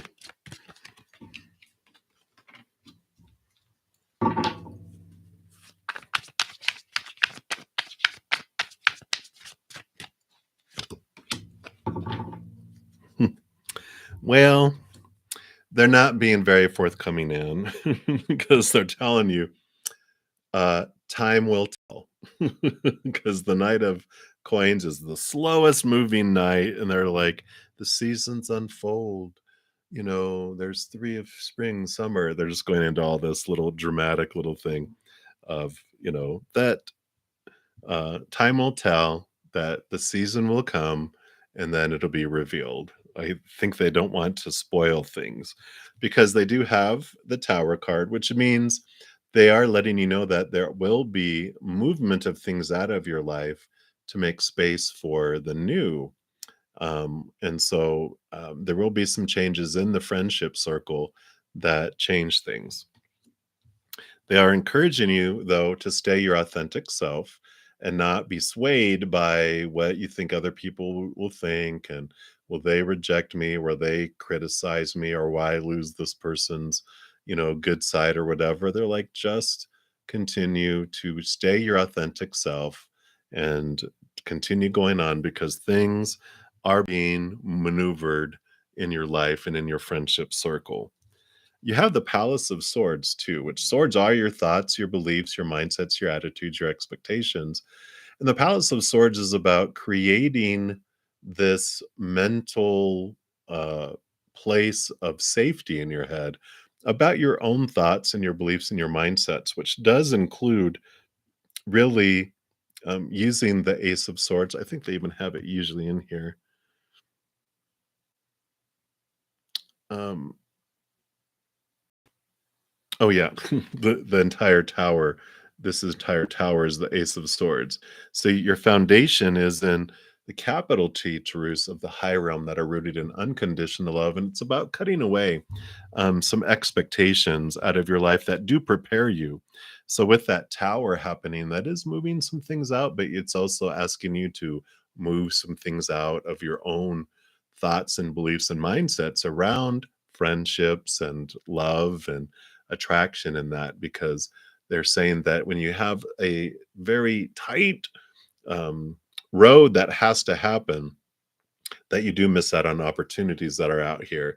And the more expectations that you clear away of the supposed to be and the should be and the need to be and the have to be and the must be, all those expectation things, that it does open up opportunities, and that this pause that's happening, this it will happen, it's taking its time, it will unfold. But they're like this pause, they want you to focus in on you to prepare you for um, that openness, because if you aren't in that place and you haven't looked over those beliefs and stuff, then you will always get what you've gotten before, and things will end up the way they always have before, because there's these thoughts and these beliefs, and some of them are subconscious, unconscious. And so they're having you focus on that and bring that up so that you can open up and prepare. So right now they're being very like, "No, let's not focus on all of that. Things are being moved and maneuvered and things in and out." But they want you to focus on your Palace of Swords, um, so that you can be in that open place and in that same vibration as the other person, because they're also working on them on the other side of the journey. So that's what they have for you, and I know I wanted the juice, I wanted the juiciness and names, I wanted the pictures, but they don't have that for you right now. They're having you work in here for right now. So that's what they have for you, and many blessings for you. All right, Lilia, you are up. And then triple, quadruple X, we will. Yeah, I probably didn't answer that exact question, so we'll revisit that a little bit too. Hey, SDA. Hello, tribe. All right. So, Lily, you want to know when your financial situation will improve? Let's take a look here at the Radiant Rider weight here. Okay.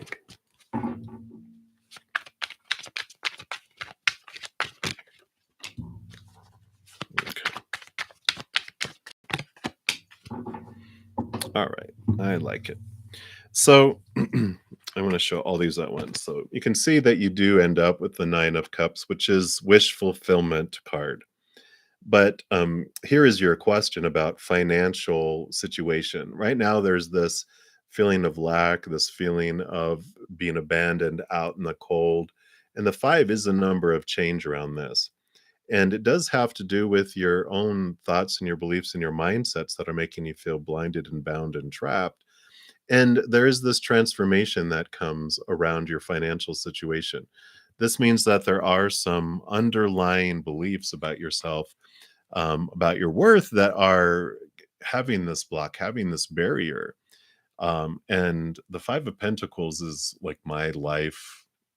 I call it my poster child card for my life because it's been, this journey about worth and about wanting to, you know, if you feel abandoned, you feel left out, you feel like humankind is just, disappointed and is not bringing our sustenance. There's this transformation that happens where we begin to see that it's not humans that bring us our everything that we need in each moment, but it's source, the creator, the higher realms, whatever you believe your higher self is, the higher realm is. And they have endless resources. They are eternal and they have unconditional love for us. It's not like the fickleness of the human characters that we all are, where when we get offended or get hurt, we cut people off and not support them, right? Well, they don't do that. They have unconditional love. They always want to give us what we need in each moment and even more. And there's this change that's happening with you and your thoughts and your beliefs and your mindsets about that and your worthiness to receive.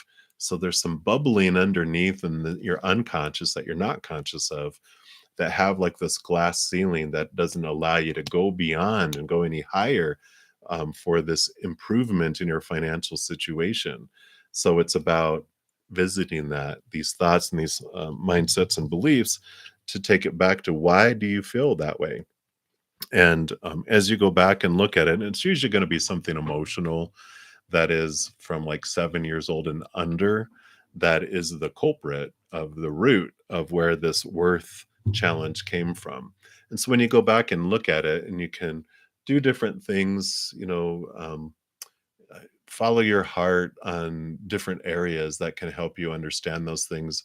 Some things that help me, there's a wonderful book, The Path to Love by Deepak Chopra, when I read recently, which is the presence process, PRESENCE process by Michael Brown, around wealth specifically, when recently is also tapping into wealth. And what Margaret Lynch, actually have the book right here. It's tapping into wealth. This one really, it goes into more than just wealth. It goes into worth, and it's like she helps you understand the subconscious um barriers that we have around worth and having abundance in our life in a bunch of different ways. So some great resources there that can help get to the root of that, because I feel like they're saying that that is the culprit, that is the thing, the block that we keep on bumping in fact, like the Five of Pentacles also has someone with, I think, a bandage on their head. And it's like, because we keep on going into that block of like, I know I can get through here. And it's like, let's open the door and then we can just walk through, right? And it's beautiful. So that's what they have for you right now, Lilia. So many blessings for you. All right, Cheryl Lee, let's take a look here. And then Divine Goddess, you'll be up, and then SDA. So let's see. Why is everything around you so conflicted? And oh, okay, all right. So they want one card from here and one card from here. Okay, interesting. So conflicting, right? Because you've the Six of Swords is about choppy waters to calmer waters. There is some thoughts and beliefs and mindsets and expectations that are there that are what are driving this conflict. It's like your spirit, because you have the Queen of Cups, which she rolls over water and she gets a double portion of water because all the queens also get water. So this is your intuition, your heart, your drive, and it's your swords are your mind. You have your heart and your mind conflicting because you have these beliefs um, that are rooted in the fear of losing conditional love. So your human side is has these all this long list of things that are supposed to be and should be and need to be and have to be, and it's all that. So that if that's all it was, we would be in bad trouble because that's we're never going to live all that up. But then we have our heart, which is connected to the higher realms, which is of unconditional love. So you've got this freedom, this free flowing, the light and unconditional love and joy and peace and laughter, all that wonderfulness, the and it's next to the conflicting with the other. It's like this tapestry though. If we didn't have the dark, we wouldn't recognize who we are. And we come down here for the conflict, but it's like the strength card, which oh, yeah, they have me pick another card here. I'll show you here in a sec. But it's like the strength card, which has a lion on it, which is our human self, and the maiden, which has an infinity symbol for our higher self. And our human self comes down here and it is hungry, it's thirsty, and it's told to look out in the outside world for that which will fill it up. And so it eats of relationships and drinks of relationships because there's three places. That's one of them. The second place it tells us to go is situations and circumstances like jobs and education and social statuses, situations that we can get into. And then the third thing is things, our body, our bank accounts, our possessions, right? And so we go out and eat of that. That lion goes out, our human goes out there and eats and drinks of all that stuff. And we still, our stomach's still growling. We still feel thirsty. And we're like, what's going on? This isn't satisfying. And it becomes conflicted, right? Because it's like, I'm so hungry, I'm starving, what's going on? I'm desperate to feel this wholeness. And it's like this roaring in the jungle. It's hangry, it's hungry, angry. Well, our higher self, that maiden, is always aware of our lion. And in the beginning, our lion is not aware of our higher self. But our higher self comes down and it doesn't come out to off the lion to put it out of its misery. It doesn't come down to cage it to protect people from it or to manipulate and train it like they do in circuses and stuff, because it knows what that lion is really searching for is the unconditional love from above. And and it's actually made of unconditional love because it's a powerful, supernatural, eternal spirit being made of unconditional love. So it can come down and it hugs the lion and gives it the love that it's searching for. And then that uh, conflicted lion transforms into a little purring lion cub sitting in the lap of our higher self. And our higher self doesn't come down and rescue and fly away like Superman does. Now that the lion is aware of that, they then can walk forward in life together, hand in paw or hand in hand. So you get to walk and discover your higher self and really connect to that unconditional love. And then you can walk hand in hand with your higher self in this beautiful, beautiful way. So I love it. So that's what they have for you regarding that. So if you have any additional questions, let us know. And many blessings to you. All right, Divine Goddess, you are up, and then SDA.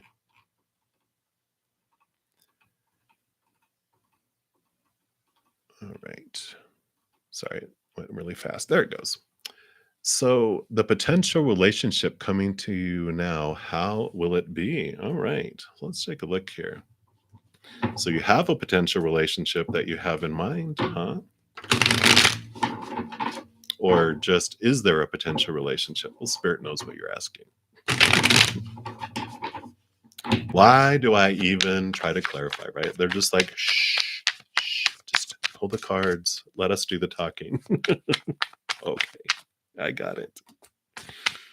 When will I learn? Shut up and listen. Okay.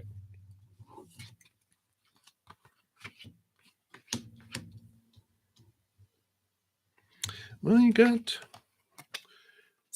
the four of coins, the four of pentacles, and you have the four of cups. This is stable foundation, stable emotions, stable outside world. And so it would be rather dull. No, I'm just kidding. It'd be stable, um, balanced, um, and I feel like you would be at this crossroads here, because the Two of Swords is kind of like you'd be like, well, do I want that or don't I? And the mind will tell you one thing, but the heart will tell you another. And I feel like, and I really feel like, uh, because here's Libra with the balancing. It's like, do I want balance? Do I really want that? Is that going to be? It's like it looks good on paper, and my mind goes, "This is good. It's secure. It's this. It's that. That. That." But is it doing something for your heart? And it's like, wow. And look at all the moon, all the moon energy that you have coming in there. It's like trust your heart, trust your gut, because you've got Taurus and you've got Cancer and you've got Libra, so it's like there's a little bit of what, a little bit of air energy, a little bit of water, and that is Cancer, right? Yeah, a little bit of water and a little bit of earth. But where's the fire? There's no fire. Where's the passion? So, Divine Goddess, I kind of feel like it's going to be like, well, is it worth that? Do you have fire somewhere else in your life? You're like, I like the relationship. I'll get my excitement with my friends, but this I want solid. So I feel like that's where you're going to be at that crossroads with.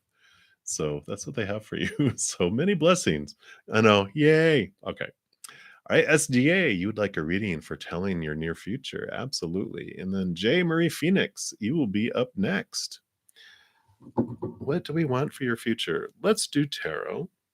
I feel that. And let's do the Light Seers tarot. Let's take another sip here.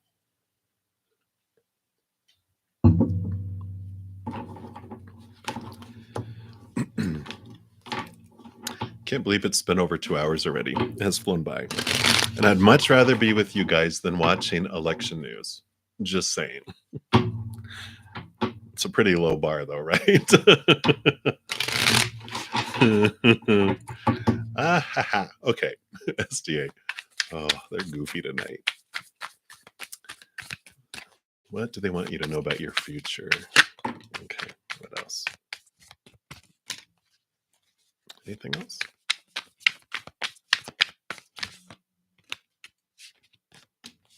Okay. Let's see what we got going on here.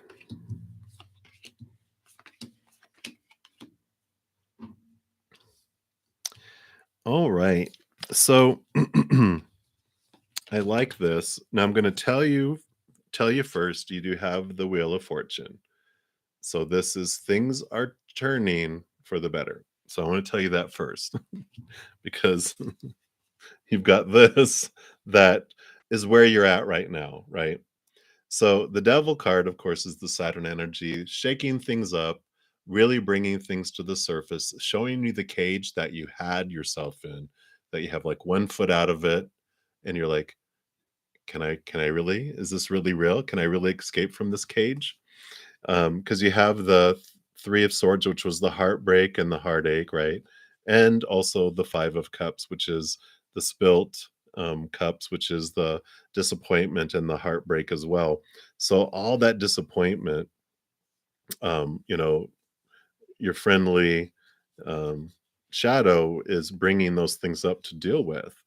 And so, this is letting you know that you're continuing to do that. You've been working on it and really facing it, and what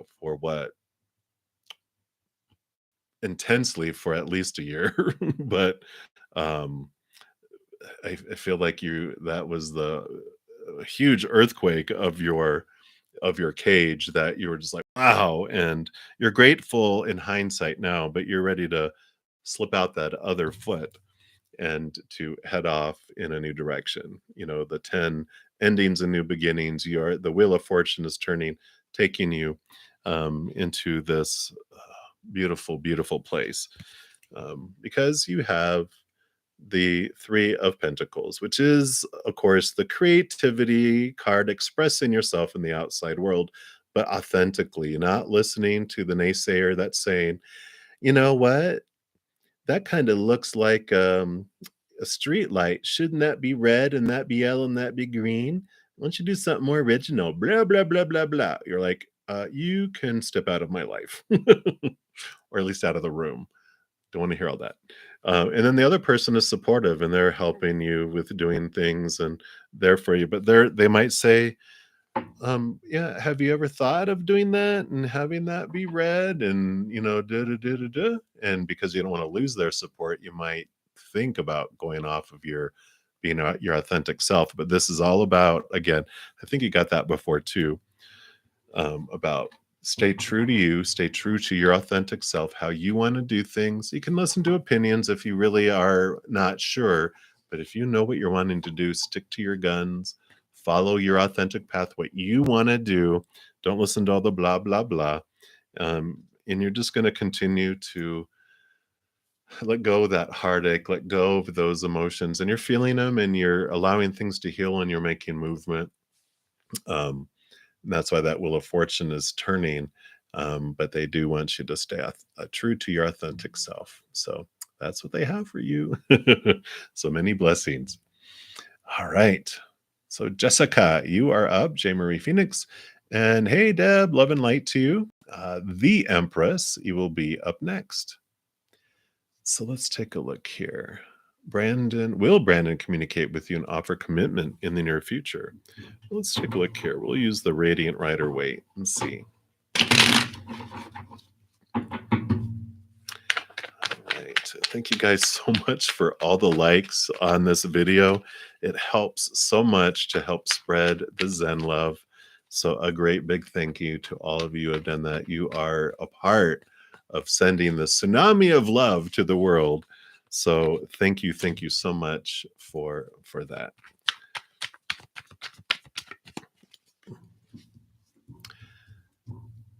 Will he communicate with you and offer a commitment, huh?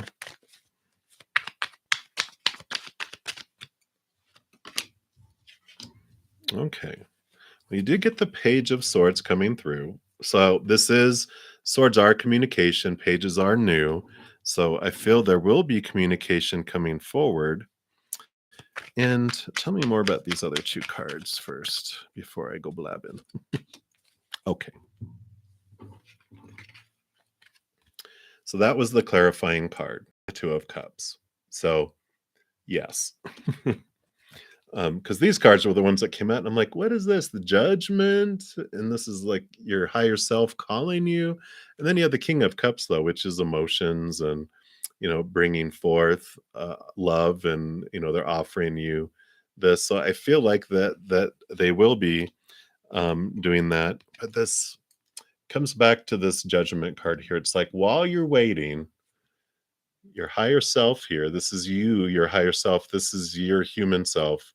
They're letting you know, they're calling you, while you're in your waiting period, into a deeper relationship with them, because they want you to be able to feel the love that they have for you, inward and upward love.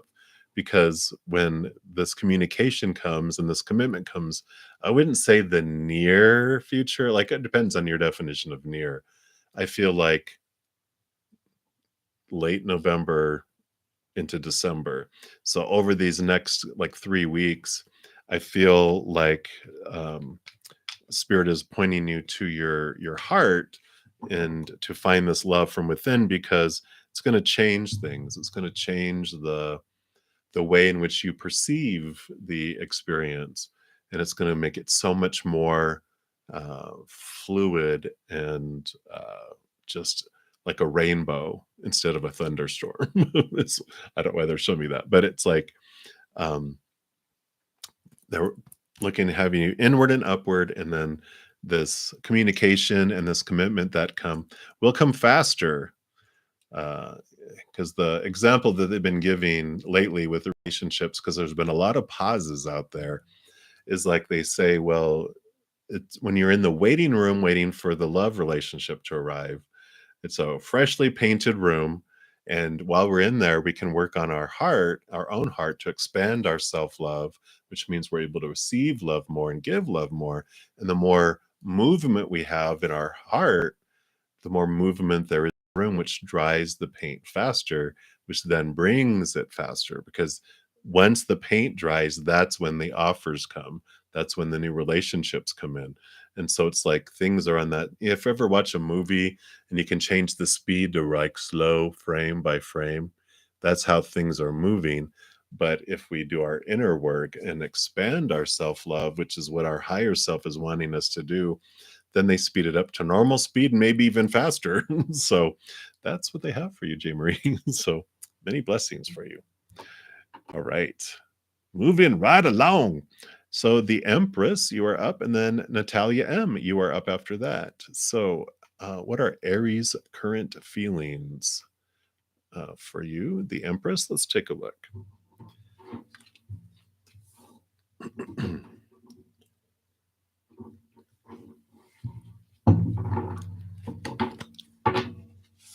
So let's see what we got going on. Whoa, okay.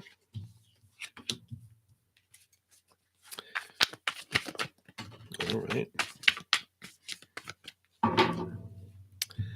Wow. Well, they definitely, here's the Aries energy, the Knight of Wands. It's very fiery, very movement, very quick, quick, quick, quick, quick action, right?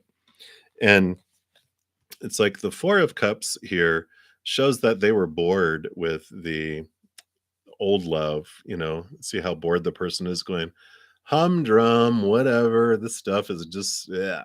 But here's the Ace of Cups. This is bringing beautiful, beautiful energy, and which is new love, which is what you also got here. So, if this is new, if this is a new relationship or a new interaction with you, I feel like they feel like there's this fire, and they feel like it's a different love than they've had before, different feeling than they have had before, and so they're just like really excited, and they're really fiery, fiery, fiery about it. I caution you though about that, because Aries are the babies of the zodiac, right? With that energy. And so they don't know any better to bridle the um, energy, right? Because it'll burn out. It's like, oh, look, a whole bag of chocolates. Blah, blah, blah, blah, blah, blah, blah, blah, blah, blah. Oh, don't feel it, and there's no chocolate for tomorrow. And then it's done. And so it'll be like a sparkler. It's psst, and that's over. So there's this tempering of this energy, so good energy coming in here that they recommend. So it's kind of like just keep it at a, allow it to unfold, but um I feel like it's like try to rein the horseback so that it doesn't burn itself out fast, right? Unless you want it to. If you're looking for a fling, woohoo! Enjoy it. But if you don't, then temper it. All right. That's what they have for you, the Empress. So many blessings to you. All right, Natalia, you'll be up next. Oh, SDA, thank you for starting the avalanche of likes. I really appreciate that. And Angelo Holbert, you will be up next after Natalie, or Natalia. Sorry, I want to say Natalie. Does the Sagittarius think that you have a crush on him? Well, let's take a look here. I have a lot of my dad's a Sagittarius, and I have a lot of Sagittarius friends. They all think that everyone has a crush on them. Just kidding, all you Sagittarians in the room. It was just a joke, mostly. Depends on the season, right? Okay. So does he? Yes, he does. You have the sun, you have the two of cups. So they this is, yeah, fire energy. They're like, why wouldn't anyone not love me?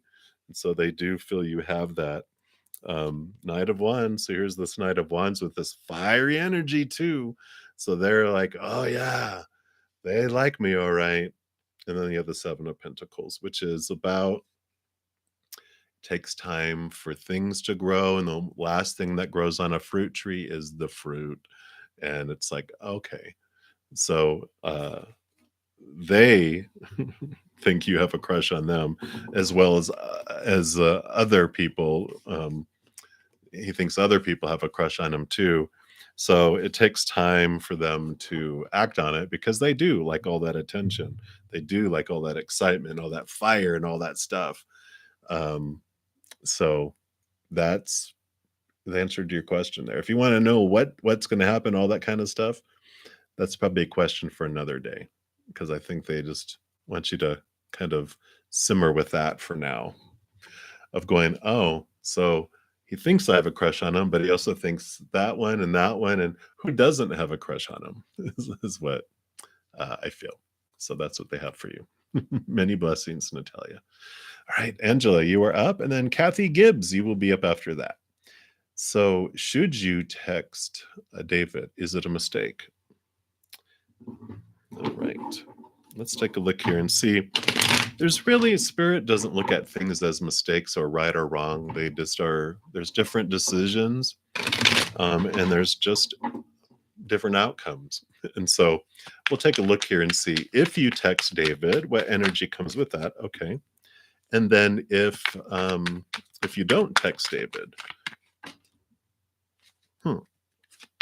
so, okay, thank you. Tell me more about it. Tell me more about that.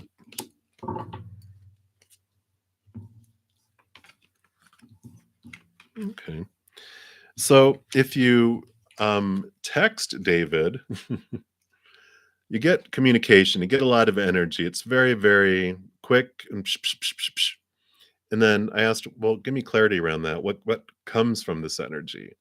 And they have balance. You have the fours, which is balance, stability. This is about taking charge over your life, and this is about peace of mind and rest. So I feel like you would have peace of mind, and because you'll text him, and I think you'll get back responses, and you guys will go back and forth a lot with that. Um, and you kind of sit in this power where you feel it. You also got the strength card here too, which I feel eventually you end up having an experience where you turn more inward and upward in your heart to connect to your higher self. And so I feel like texting them brings you this enlightenment. It brings you this stability and this power in your life. But I almost feel like if you text them, it's it. Have you ever been driving and someone passes you and you catch a glimpse of them and you're like, oh my god, that person's hot, and you're like, oh my gosh, and there's a red light, and you get up there and you kind of look over and you're like, oh. That's what I feel would end up happening, that because it's just like it's not going to turn out the way you think it is, but you learn so much about yourself from it. And then if you don't, you have the Nine of Cups, which is wish fulfillment card. So it depends on what you're wanting and what you're looking for. One will give you empowerment, and it'll show you so much about yourself and bring you so much power and strength in doing it. And then not doing it it'll eventually gives you a wish fulfillment in a different way with um, in through a different avenue. Um, but both of them, like the Nine of Cups, is about wish fulfillment, emotional fulfillment from the inside as well, because that's the Hermit card. So it's like either way, you're going to find it's a path to your power and your connection to the higher realms and da da da da da da. A lot of activity and stuff. The other one is a very peaceful internal search and finding your love from within and connection. So whatever one you want to experience, there's no right or wrong, and it's not a mistake to do it or not to do it. It's just different energy. So you get to decide what you want to experience. It's power. I love it. So that's what they have for you, Angela. Many blessings. Kathy Gibbs, you are up next. And then Apurv Sandani, I probably mispronounced that. My apologies. You will be up after that. So, will the person in your heart ever come back to you with real love and a relationship? Let's take a look here and pull from the Tarot of Dreams.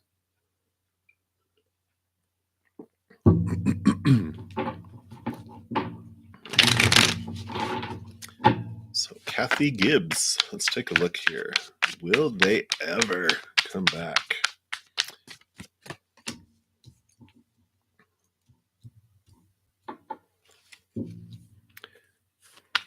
Tell me a little bit more about that, please. Okay.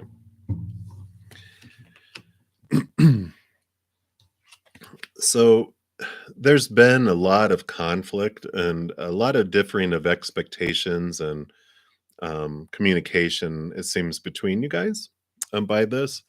And I really feel like they really took command over their life and they are like moving forward and they're like going in, they're not looking back. They didn't like the conflict. Um, and because they got the full card, which is new, and the Empress, which is new. So there's like this new cycle, this new birth, this new things where they're headed and what they're doing and where they're going.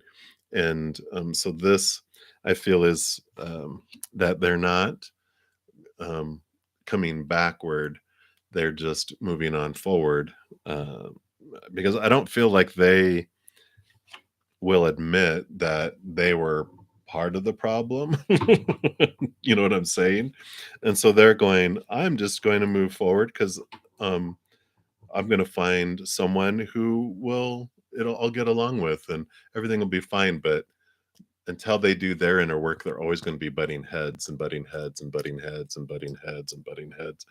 And so they're thinking that I'm gonna go forward and I'm gonna find this. And so they're doing new start, new birth, heading in these directions.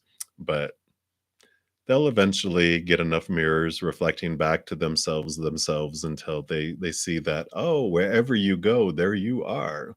Wherever we go, we always follow ourselves. So he'll eventually see that, but I don't see him returning backwards. He's moving forward, forward, forward. So I wouldn't invest any more energy in that. I would invest energy in your heart and for what's next on your, because they were removed out of your life to make room for you to move forward on your path to something that's more in alignment with who you are to be. So I like it. All right, Kathy, that is your message. Many blessings to you. Right, Approve Sadani. You are up next. And then Jaswindler Bala, you will be after that. So should you work in event industry of construction, or which field should you get success? Construction or industry? Should you work with Abhijit Bhatia together by opening a hospitality company? Oh, okay. So some guidance just on what, as far as your career and which would be the most beneficial for you. So let's take a look here. We're going to pull 3 cards, one for construction. Okay, 2 for construction. One for event industry.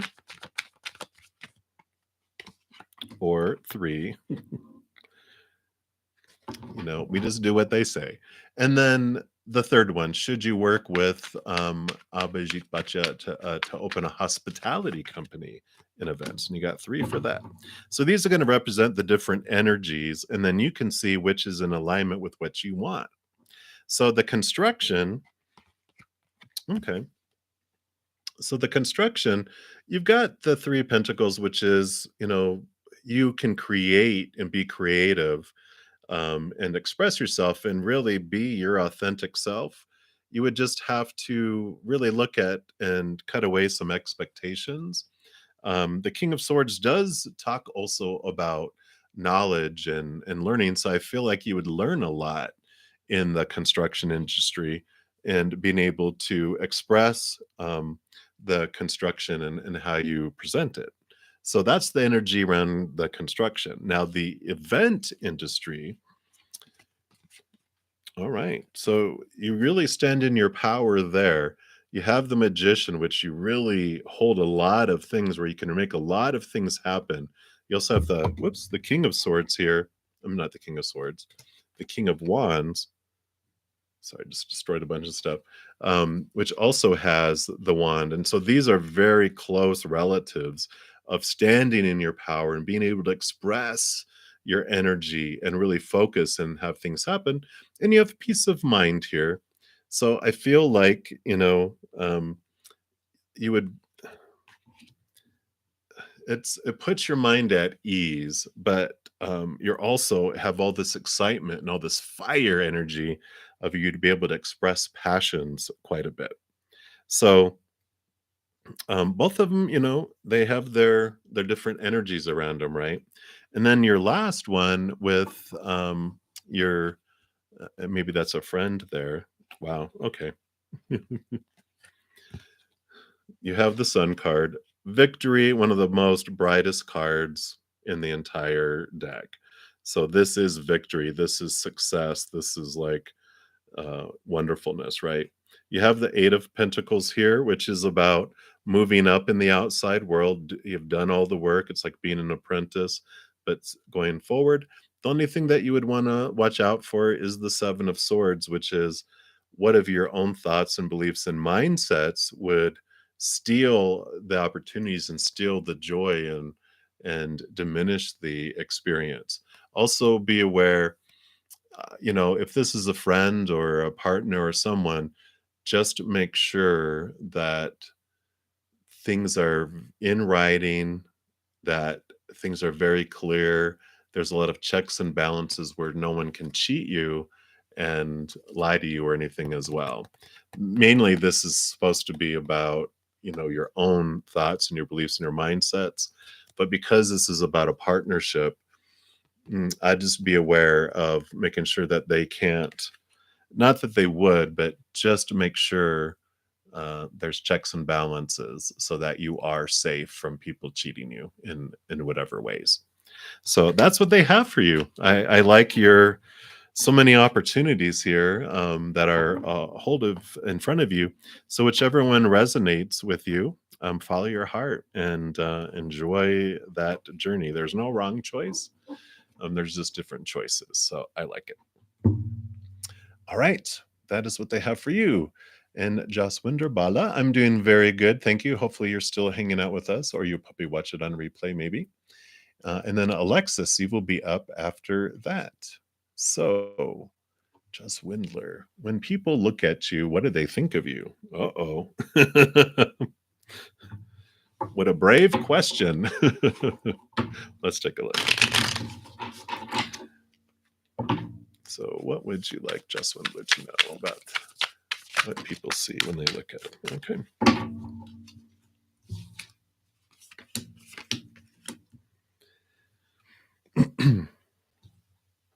So I'm getting three different um completely different cards, and they do this when we get questions about what do people think of me, because we are a mirror, and when people look at us they see so much things differently because we see ourselves in other people. So when I look at someone, I'm going to see something different than if someone else looks at them because of we're looking through our filter of our own eyes and who we, because we don't see the world as it is, we see the world as we are. So we're going to see things differently. Some people look at you and they see this person who is so lucky and so fortunate, and things just fall into their lap. It's like faded stuff comes for them, and wow, you are so lucky. Other people see you in a conflicting way, that you're competitive, you try to outshine them, you try to get above them, you try to step on them to get to the top. Others see you as someone that's helpful, that helps pull them up to the top, um, and aids them that way. And then you have the Seven of Swords, and the Seven of Swords is someone, um, who is an easy, because I just had the Seven of Swords on the other one. Someone who's an easy victim that they can cheat and they can get away with stuff with. Others see you as someone that is very, um, I don't want to say paranoid, but it's, um, always aware, thinking someone's cheating them, someone's, trying to get something from them. So you see how there's like all this stuff, and it depends on who and what day. And so, when we look and we're looking outward and going, I wonder what people think of me, it's like, wow, what do I think of me? And when you look at other people, this is a great, how spirit kind of reverses it around. When you look at other people, what do you see?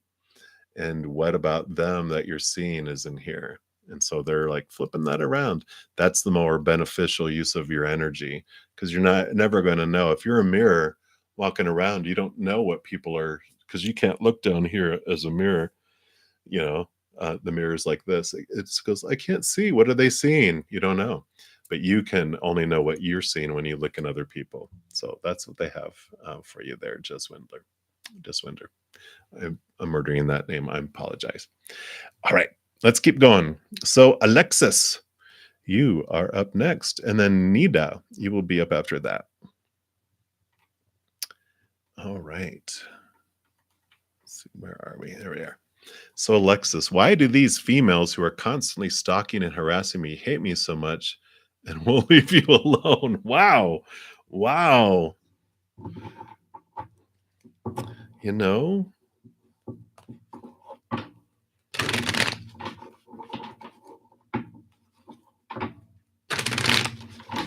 let's take a look here. You could tell there was a bunch of words going through my head, right?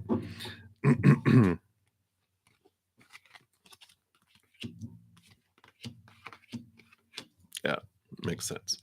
So, you know, um, the Ace of Cups, there is something about you that just ignites this love within them. There's this uh,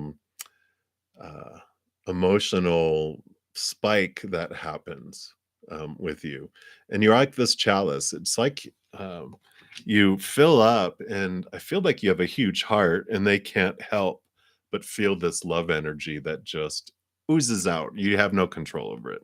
You're probably a water sign. You're probably like a Cancer sign, probably. Something where you just have this, mm, wonderful water, this emotion that just oozes, and they're just like, oh wow, look, it's the fountain of youth. It's almost like they are like drawn to you like moths to a flame, right? And it's refreshing because they see you in this way of something like they haven't seen before. It's like it's like the old cycles end, and this is like the beginning of something new. It's like, what is that? I've never seen that before. It's like a unicorn walks into a room and they're like, I want to pet it. I must have it for myself. And it almost feels like that, like almost like you see those movies where people have love potions and they give them to them and they're obsessed, and I cannot just not. Well, when you reject them, when you're just like, whoa, everybody, they turn aggressive. They turn so um desperate, I guess is a good word, because of this is why they have had this Five of Pentacles journey where they feel their worth. They feel abandoned. They feel out in the cold, and they see you as this. They're like, look, It's, "Oh, look at the beautiful light. I'm drawn to go in. It's beautiful. Let me in your doors." Boom, boom, boom, boom, boom, right? And you're just like, "What is going on?" And they just can't, move away from that. And the King of Swords here is all about thoughts and beliefs and mindsets and mentalities, and they just have this they just can't stop because they've got this long list of expectations of who they're supposed to be, what's supposed to happen, should be, need to be, have to be. And when you don't live up to, I almost feel like um, these individuals are, they just love the hunt and you give them a good hunt. Now they just showed me Twilight when they were playing baseball. If you're a Twilight fan, and when I forget which guy it was. It was the one that was the hunter. He liked tracking his prey, and when they stepped up and defended Bella, it was like, "Uh-oh, we just started the one of his favorite games, which is to hunt and to find you." And I kind of feel like that's what happens. You're Bella. Um, and and the only thing that you can do is, um the energy that we send out, that's the only thing that you can control. You can't control their actions and all those types of things, but whatever you focus on is what grows in your life. And so, if you focus on, what you don't want in your life or what's missing in your life or any of that dark fear stuff, that grows and expands. And so, this beautiful energy that you have, you can focus it in on, like, what you're grateful for in your life, what you do want to have come in your life, the bright things, the unconditional love and joy and peace and laughter, and then that expands in your life. So that's the only thing you can do is you can change the energy field around you. Because I feel like because they like the hunt and they like that energy, they like the "Rrrr," and if that's not there, then they become disinterested. It like changes that attraction and that energy field around you. So that's what I feel. So hopefully that resonates with you, Alexis. So many blessings to you. Bella. All right. Nita, you are up next. And then Suparna Das, you'll be up after that. So, Nada, Scorpio's intentions towards you, and you are in a relationship and you're a Sagittarius. Okay. Let's take a look here. We're going to use the Tarot of Dreams real quick here.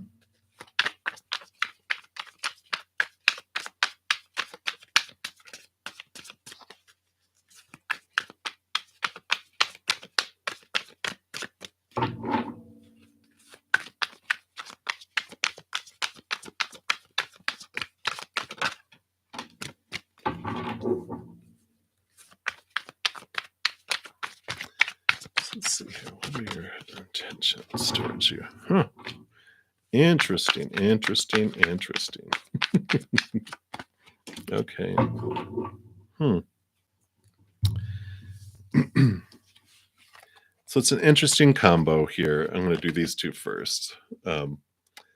Because the first one that came out is the Palace of Swords, and that's unique to this deck. None of the other tarot have palaces. And this is about creating a space of where their expectations and their thoughts and their beliefs and their knowledge, it's just this wonderful um, mental, uh, wonderful place of safety where he feels safe in his mind. And then the Ace of Swords came up, which is about new thoughts, new higher thoughts, cutting away old expectations, cutting away old ways of thinking about their life and all of that. And so I feel like uh, maybe well, you said they're a Sagittarius. I mean, sorry, they're a Scorpio and you're a Sagittarius. Um, Scorpio does get into the mental stuff and the ethereal and likes to study stuff too, but maybe they have a lot of air in their chart because I feel like they're really in their mind a lot and they're really thinking about things and they have all the expectations they had, and you are like challenging expectations, and they're cutting away a lot of this stuff. And that's what I feel. They're going through like this death and this rebirth in the relationship. which, of course, Scorpios love the transformation.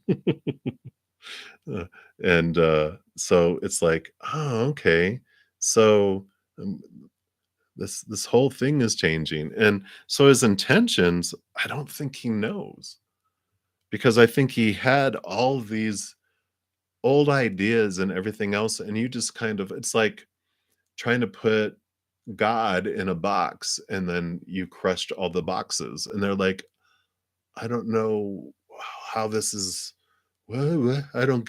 Wow, you're just like something so different than all his expectations that it's just creating this rebirth, and he's cutting away these old things and developing this new one. So I kind of feel like he's at a loss of his intentions, because he knew before, of what the supposed to be's and should be's and need to be's and have to be's, but you have brought in this whole new world to him, and so I feel like they're just like, okay, and they're trying to wrap their head around you, or trying to wrap their head around the relationship, and it's not wrapping. It's just, it's like it keeps going and going, and it's like, how big is this? And so I feel like they're just really trying to wrap their head around the relationship right now. So that's what they have for you right now, Nita. I think, really, to for you too, you get to look and go, what are your intentions toward the relationship? What do you want their intentions to be? And I'm not sure if you're in a spot yet to talk about that, but I feel like with all those aces too, it's about communication, as well. But I feel like he's still trying to get it to wrap his head around it all. So that's what they have for you right now, Nita. So many blessings to you. Hang in there. All right. Angel message for you, Suparna. And we're going to pull from the Mystical Shaman Oracle for you. And then, baby, you will be up next.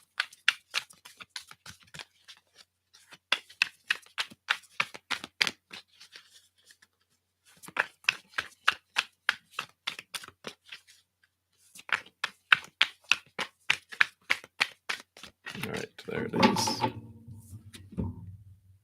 Wow. So you got Luminous Warrior. And that is card number 32. And let's see what they have for you here.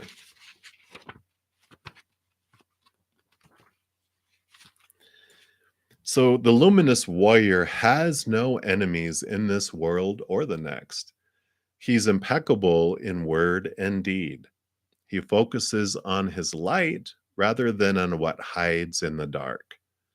Since he casts no shadow, he is as radiant as the sun and can transform from his most terrible enemy into his ally. His power comes not from the sword, but from speaking his truth at all costs. So these both have an invitation and a medicine. So one of them will resonate with you more than the other. The invitation says the luminous warrior reminds you it is important to focus on your power, your wisdom, and your beauty. Do not be seduced by what seems wrong with you or with the world. Remember that intention follows attention. So focus on your positive traits. Feed your light with more light until you feel truly empowered. Then there will be little need for action as you resolve all situations from within. Hmm. And then there's the medicine. Are you being tempted by your emotions to follow your lower instincts? Are you being invited to enter into a quarrel with someone? Put your your sword away. This is not the time for battle. Your enemy is not who you think it is. Do not act from a place of anger that will damage your relationships and hurt the ones you care for. Find the truth hiding in your heart that will affirm your instinct for peace rather than for war. So that is what your angel has for you today. So many blessings to you, Suparna. All right, baby, you are up. So let's take a look here. And then Queen Libra, you will be up after that. So Ventus's current feelings and next action. All right. And but you want angel guidance. Um, well, we're gonna use tarot. They're gonna speak through tarot for you. So let's take a look here, and we're gonna use the Tarot of Dreams. So what are Ventus's current feelings and next actions, please?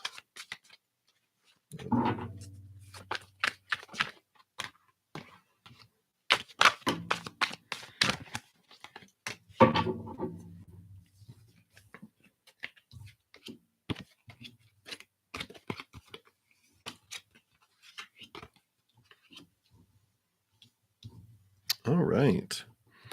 Well, as far as feelings, the Empress came out here, which is about this new it's newness, birth, nurturing. It's also sensuality. So I feel like there's some um physical emotions. I'm trying to say that in a nice way, right? They're attracted to you, and they do have this feeling of newness around you. The Two of Pentacles, though, the Two of Coins is balanced. They're kind of like balancing out things in their life, and it's not really, um, huge, huge, huge. Because the Four of Wands too is joy, celebration. I feel like it's balanced energy though, because the four is like a table with four huge legs. There's like the stabled energy. So I feel like they're there, but they're kind of just like it's not to this place where they're ready to make this move. But the moon card is here, which is about cycles and full moon to new moon, and it's like it'll happen. It's just in process. It takes time for the moon to go through its cycles and for things to unfold, and so it is about timing. So it's you know it doesn't like spin around, the moon doesn't go it's like the moon takes time to go around, and the different phases of the moon takes 27, 28 days, and it goes through a sign once a year. It's like, oh, but you do have the Nine of Coins, which is the Nine of Pentacles, and it's about finding your worth from within, and you're not alone. You have the dove or a bird there. Yeah, it's a dove, which represents spirit. So you are not alone. And it's like they're saying that while you're in this waiting period, to look at your own worth and look into you. And while you're in this waiting, you get to expand your love in your inner heart. So that's what they say. Whenever we're in this waiting period, they bring it back usually to expanding your self love, because then you can give more love and receive more love back too. So it comes back to you, to looking at that. So that's what they have for you right now, baby. So many blessings for you.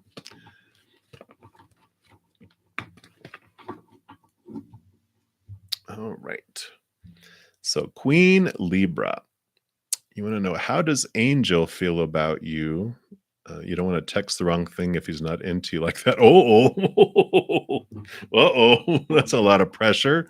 So let's take a look here. What do you? I don't want to know what you're planning on texting him. You're funny. Okay, and thank you for the like, by the way. And thank you everyone for everyone that's given a like on this video. It helps out the channel so much. It helps spread the Zen love, and I really appreciate it. Thank you for being part of that. I am very, very grateful. So let's take a look here. How does Angel feel about you? Okay. Uh-oh. We'll get that here in a sec.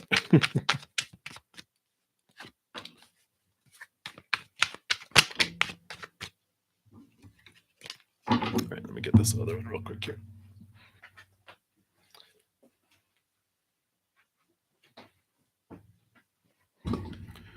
Oh, earthquake. Oh, okay.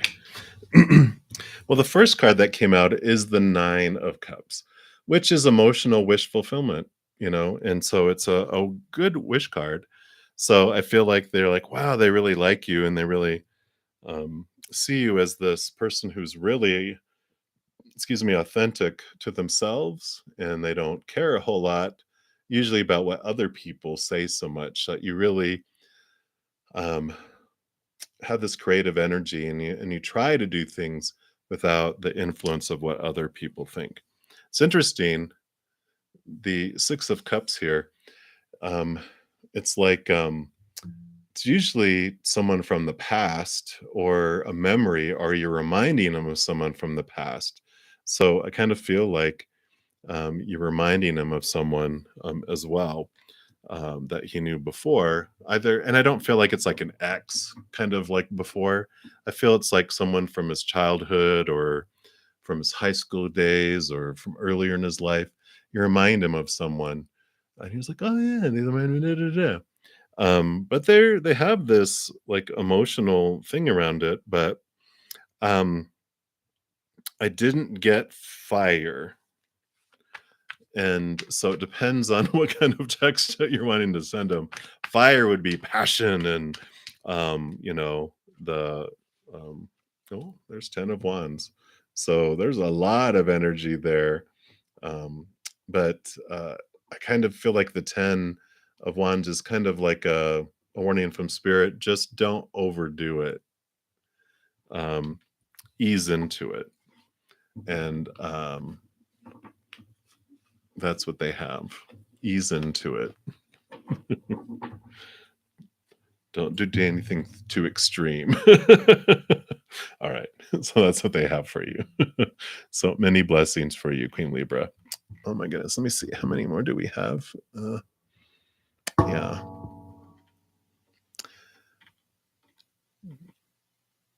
Thank you guys so much for all the support.